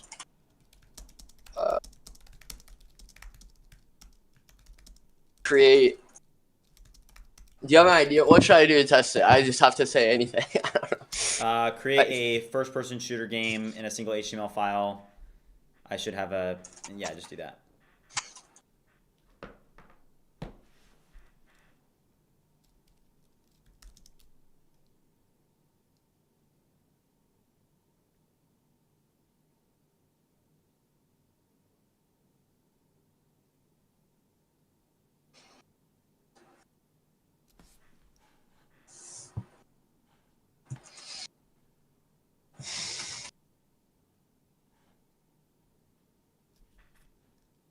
So I'm saying, please create a first-person shooter game in a single HTML file, but use the universal AI skills router with pre-flight checks to use the best skills for the task. Oh my gosh. You need a voice-to-text tool, man. Got to use voice. Yeah. I do use voice. I do. I use Handy. That's what I personally use. Nice. But nice. No offense to Bridge, I still use all your other products, but I just Let's go. I don't know if you just added a Parakeet V3, but if you do, I'll make sure to use it if you do, because I like Parakeet V3. Okay. Definitely. It's definitely the best AI model for transcription, in my opinion. But yeah.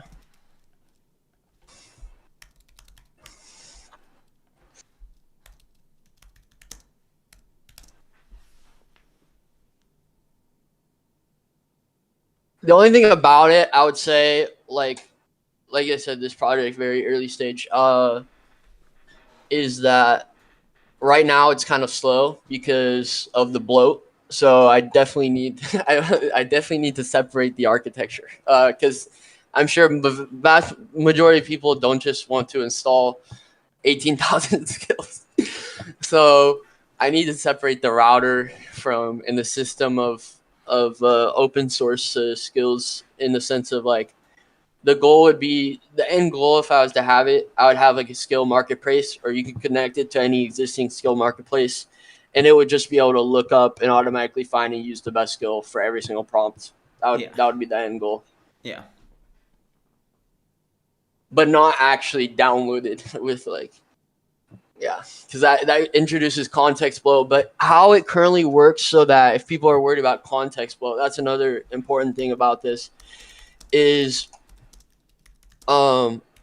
it doesn't actually load like this library, like it doesn't have all the skills like loaded down, actually downloaded into your like Claude or like wherever they are. It will have the router, and then it will go through. So it is kind of like how I'm saying, it will go to the GitHub repository, which I currently have, and it will just go through and search and then load the full skill. So you don't just have all the skills loaded, but I think it would be better to have more of like a marketplace interface where people can just upload all the open source skills or pick the ones they want. Yeah. Like as you can see here,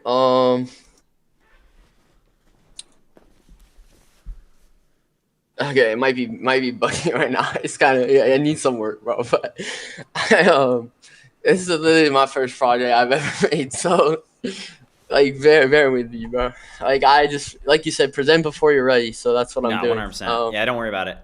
So yeah, so I think that we get the like we understand the project. So what's the link to the, could you drop the link to the repo in chat? Because I think people will definitely want to test this out. So we got to make sure that we get one person in. We got one person left to go. So we'll have to make time for them. But could you drop the link in the chat so we could see, so that people could test this out if they want to?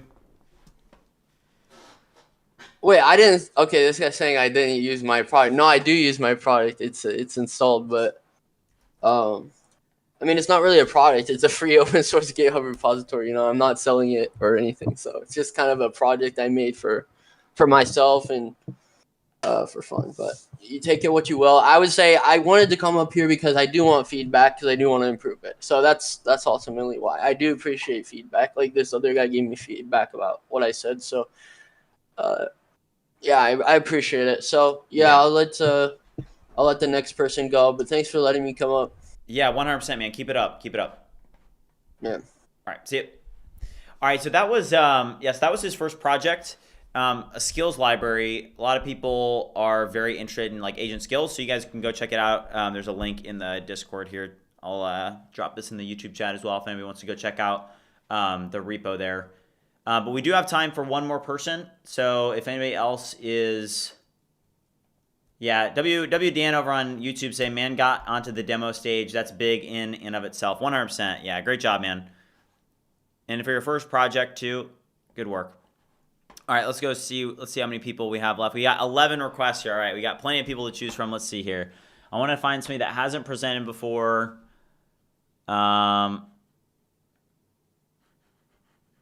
This guy joined today. Hold on. Here's Isaac. Dang, Isaac's got the vibe goggles on. Isaac, look, this guy looks interesting. Isaac, come on up.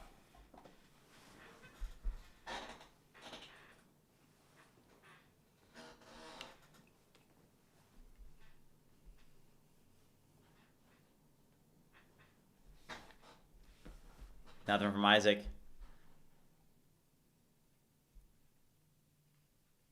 Oh, here he is.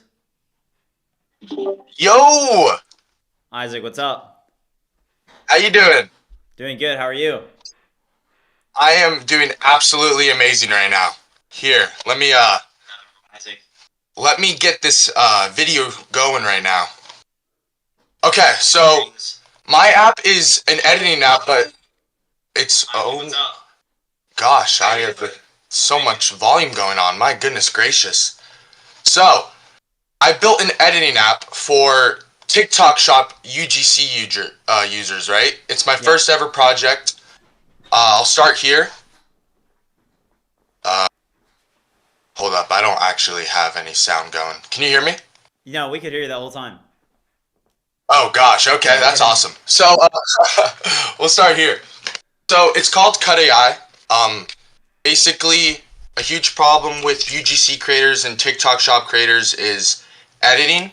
When they're doing 10 videos a day, you know, every day of the week, it really adds up and is, you know, begins to be a lot of time. Like for most of the testers we have right now and a lot of the creators on the wait list, they're spending around 40 hours a week editing. Like right now we have almost 1,100 people on the wait list.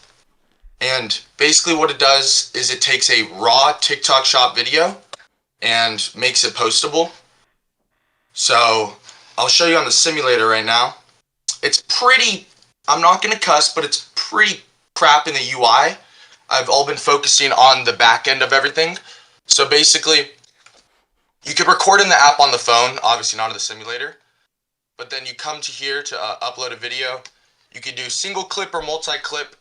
A lot of people record like multiple clips at once or just one full video. So we'll just do some clip for now because I believe, I only have these videos on the simulator. So basically, a user would drop in their video like this. And as you can see, it's the full thing. And then overlap audio is a feature that a lot of TikTok Shop UGC creators love. So we'll send that bad boy in. And the upload time is a little bad right now, but I've been working on this project for around 2 months now. And we're finally at the stage where we're about to launch. So yeah, we're gonna let this run a little bit and then you'll see what it could do, you know? Let's go. So, okay, so explain, so what is it doing right now? So it's transcribing and then it's going to cut it? Is it going to put any like music and stuff behind it?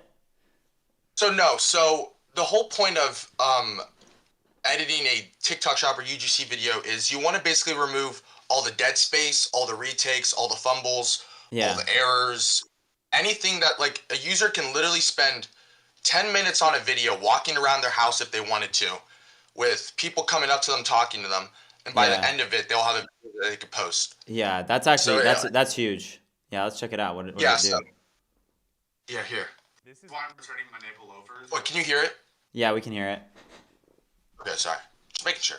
This is why I'm returning my maple loafers. And no, it's not because they have all the best features of the Bostons, like that premium suede upper and the genuine leather insole. It's not because of how versatile they are with that classy old money looks. You can dress them up or down. But the real reason is because I paid $170 for these in the stores, when on the TikTok Shop they're less than $60 with free shipping. I mean, that is a deal I simply can't refuse. One thing I will say is definitely go down a size if you do go ahead and get these. I wear a size 13 in sneakers, but a size 12 in these fits me perfect. With summer coming up and how popular these are getting though, I wouldn't even worry about the sale ending because these might sell out before it ends. So I'll do all a favor and leave the link at the bottom of this video. Yeah, and then I could show you just a little bit of the original video so you can kind of like get a little feel for like how it does things. Yeah. So the original video was 1:33 and it took it down to 30 seconds. And well, it's a little long. I'm not going to show everything, but this is why I'm returning my maple loafers. This is why I'm returning my maple loafers. And then we could even... I know, it's not because they have all the best features. Let me go... There's some errors right here, I'm pretty sure. Summer coming up, though, and how popular these are getting. I'd be... Oh, right here. 13 in sneakers, but a size 12 in these fits me perfect. Dang. So it recognized that. Coming up, though, and how popular these are getting. I'd be... Yeah, it recognizes every single retake, fumble. It has been a process, though, I'll tell you that. With summer coming up... Like, I have been staying up till 4:30 a.m. every single night. And then I'll just do one more video here. I don't want to take up too much time, and I only have a few on the simulator. New morning pills instead of the old morning pills. Yeah, this one. So, yeah, it's been a huge build for me. First build I've ever done, but me and my co-founder have been slaving away at it. I'm all the developing side. He's all like the business side of it. So yeah, dude, I've got to say that's super, super useful. Just so you know, I use a tool that it's not for like TikTok Shop, but it's called Descript, and it's like that is definitely yeah. Oh, I'm not a fan of it. I'll tell you that. No, you don't think it's good?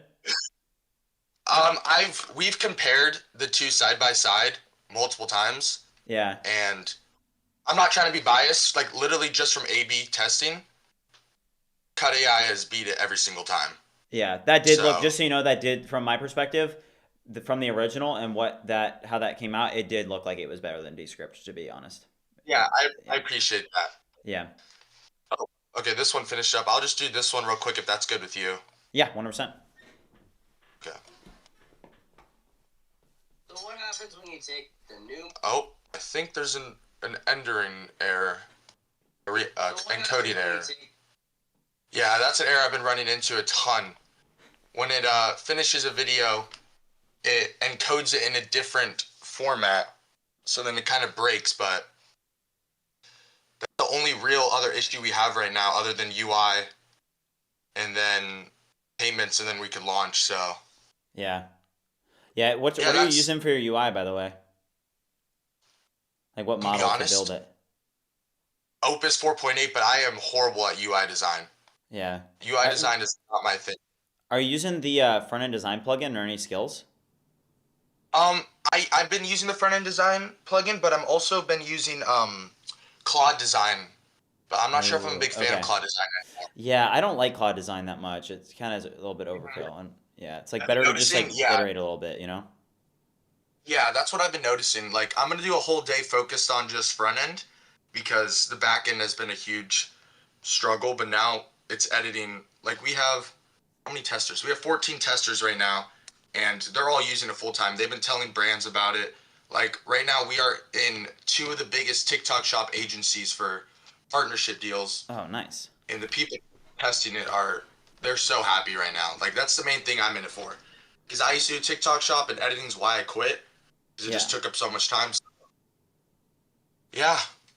Dude, this is great work. I'm super, super impressed. Great presentation, great energy. Keep it up, dude. Yeah. Thank you. I really do appreciate that. Yep, 100%. All right, have a good rest of your day, man. Thank you as well. All right, guys. It's time. It's time to vote. We had 6 people present, okay? We had 6 people present. The winner is going to get $100 of Bitcoin. Okay, so if you guys have been watching the presentation, now is the time we are going to present. So if you guys are in the YouTube chat, if you guys are in the Twitch chat, go join the BridgeMind Discord community, and we are going to do a vote now. Let's go over to, it's going to be in the general chat, okay? So we're going to keep the stage event live for everybody on Discord, but we're going to go over to general chat here, and we are going to create a new poll, all right? Vote the best project, all right? Wait, who was best project to win $100? All right, so the first person, hold on, let me do this right, all right? So I just had them in order, okay? But we had Limited Gaming Zone. That was the guy who presented first with his ADE. We had wisestats.com. That was the guy that presented with the content creator tool that basically made it so that you could find trends, generate like scripts and stuff, edit content, be able to see like what was making people successful on Instagram. Flimify, we had flimify.com. We had Cofound Trade. If you guys, somehow you can become a trillionaire if you use cofound.trade. We had this guy, the guy that presented here with this GitHub open source repo. This is a skills library, and that was his first project. And then lastly, we had usecutAI.com, which is the presentation that we just saw. And this is gonna be, we're only gonna give this like 1 minute, okay? We're gonna give 1 minute. Person with the most votes, actually we'll do 2 minutes. Start a timer for 2 minutes. All right, let's do it. All right, here is, all right.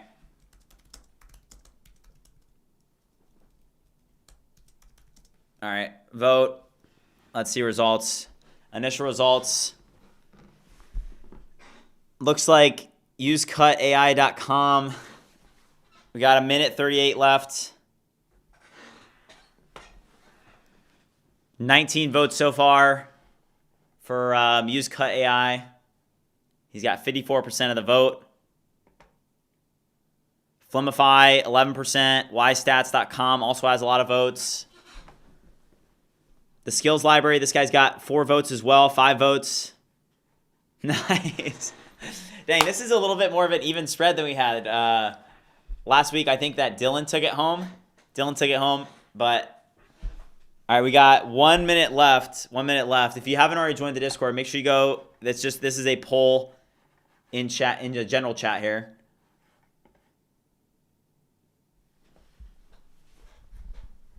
All right, we got 50 seconds left.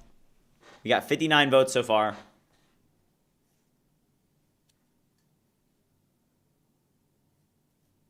You see an unusual join activity. All right, you guys got 35 seconds left. 35 seconds. Winner gets $100 in Bitcoin.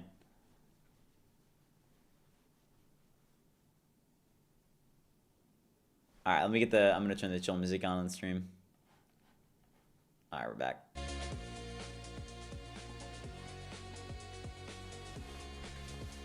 All right, we got 16 seconds left.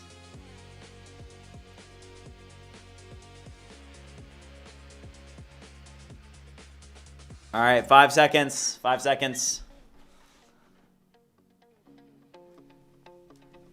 All right, that's it.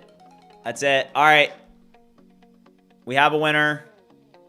We have a winner. All right, the winner is, I don't know how I can end this vote. Can I, wait, hold on. How do I end this? End poll now. All right, poll just ended.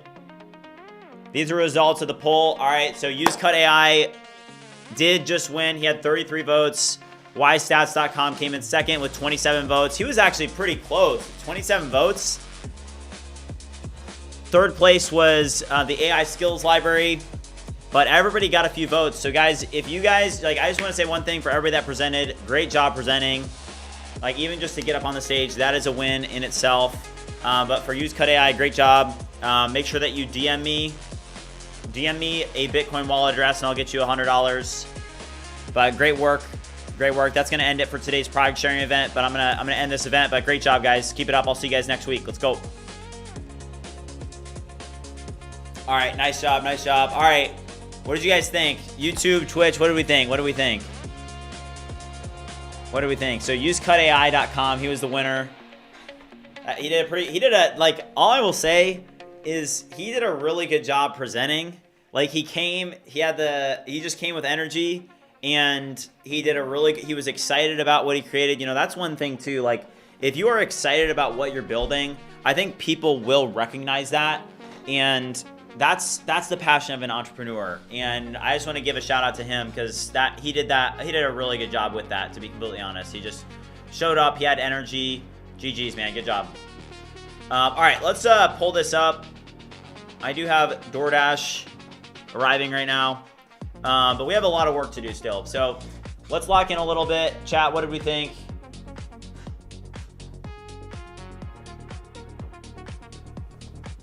Let's go. But yeah, the use Cut AI was a great presentation. Yeah. All right, let's see if this is still working. This is a quick test. This is a quick test. All right. All right, what's up? Okay, I have a lot to do on my end. I do need to get this deployed. We're gonna ship. We're gonna bump the version here for BridgeSpace, and we are gonna get this shipped. Let's go over here. All right, right here. npm run tari dev local. All right, push this. All right, hold on. I'm gonna grab this DoorDash 1 second. All right, I'll be right back.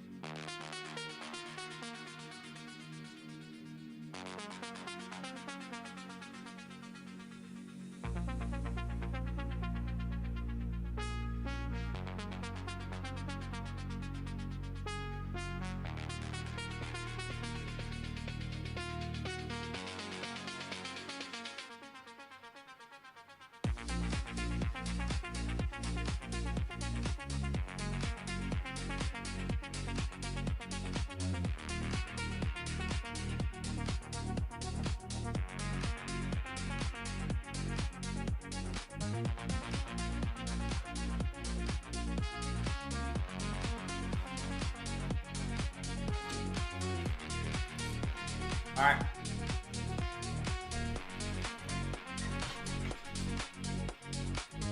I've got some bad news. My DoorDash, I ordered a smoothie and it was literally so gross. It was like all melted.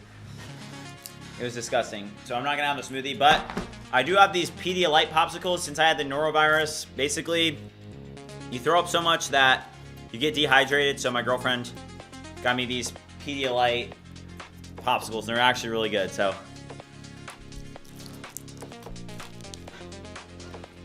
all right.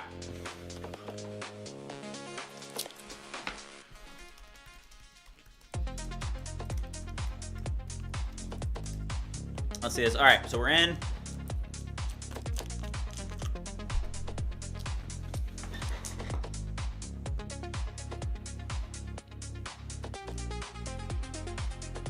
This one here, I think this should solve our freeze issue.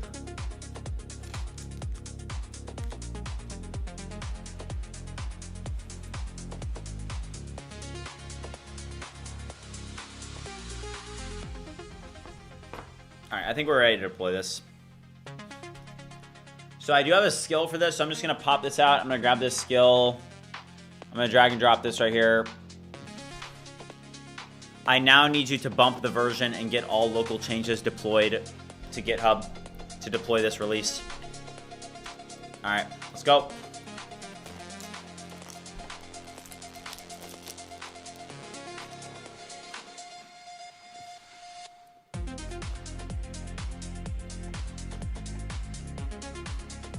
Jake, what's up? All right, Eper said you like popsicles, then you need to come on down to the cellar. I got a whole freezer full of popsicles. All right. I mean, this is a Pedialyte popsicle, okay? It's healthy. All right.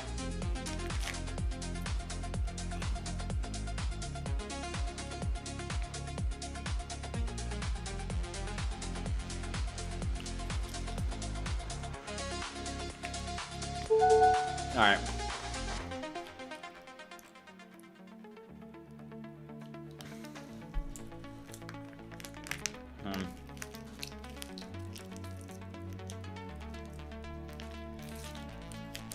Okay.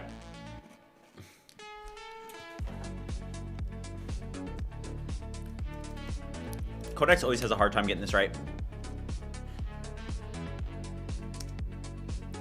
I need you to bump the version of BridgeSpace and get all local changes deployed to GitHub and deploy the release 3.1.10. Okay.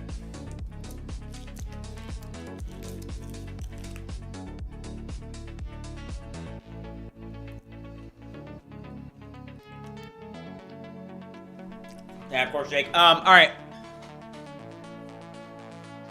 Well, I need to go make some food since the DoorDash didn't work out, so I'm going to end the stream here for today. Great job on the projects today, guys. I'm going to get this deployed, and I'm going to knock out a couple things off stream. But thank you guys for showing up today. Let's keep it going. Let's stay in the arena. Let's make some progress. And I'll be back tomorrow. I'll see you guys tomorrow. Let's go.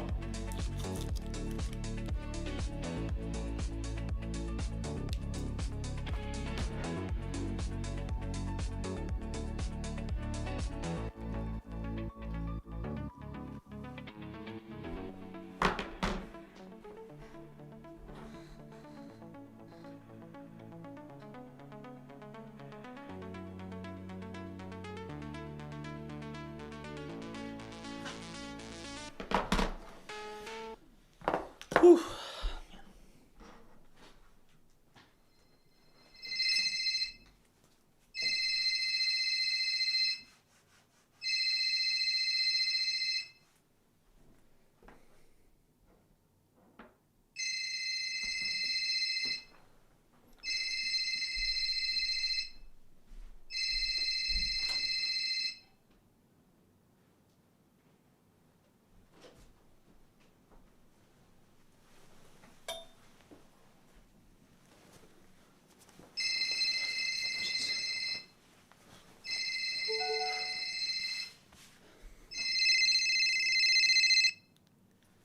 Hey, Eon. Yep, I'm hopping on the Zoom in a second. Yep. Yeah, I'll be on in a second.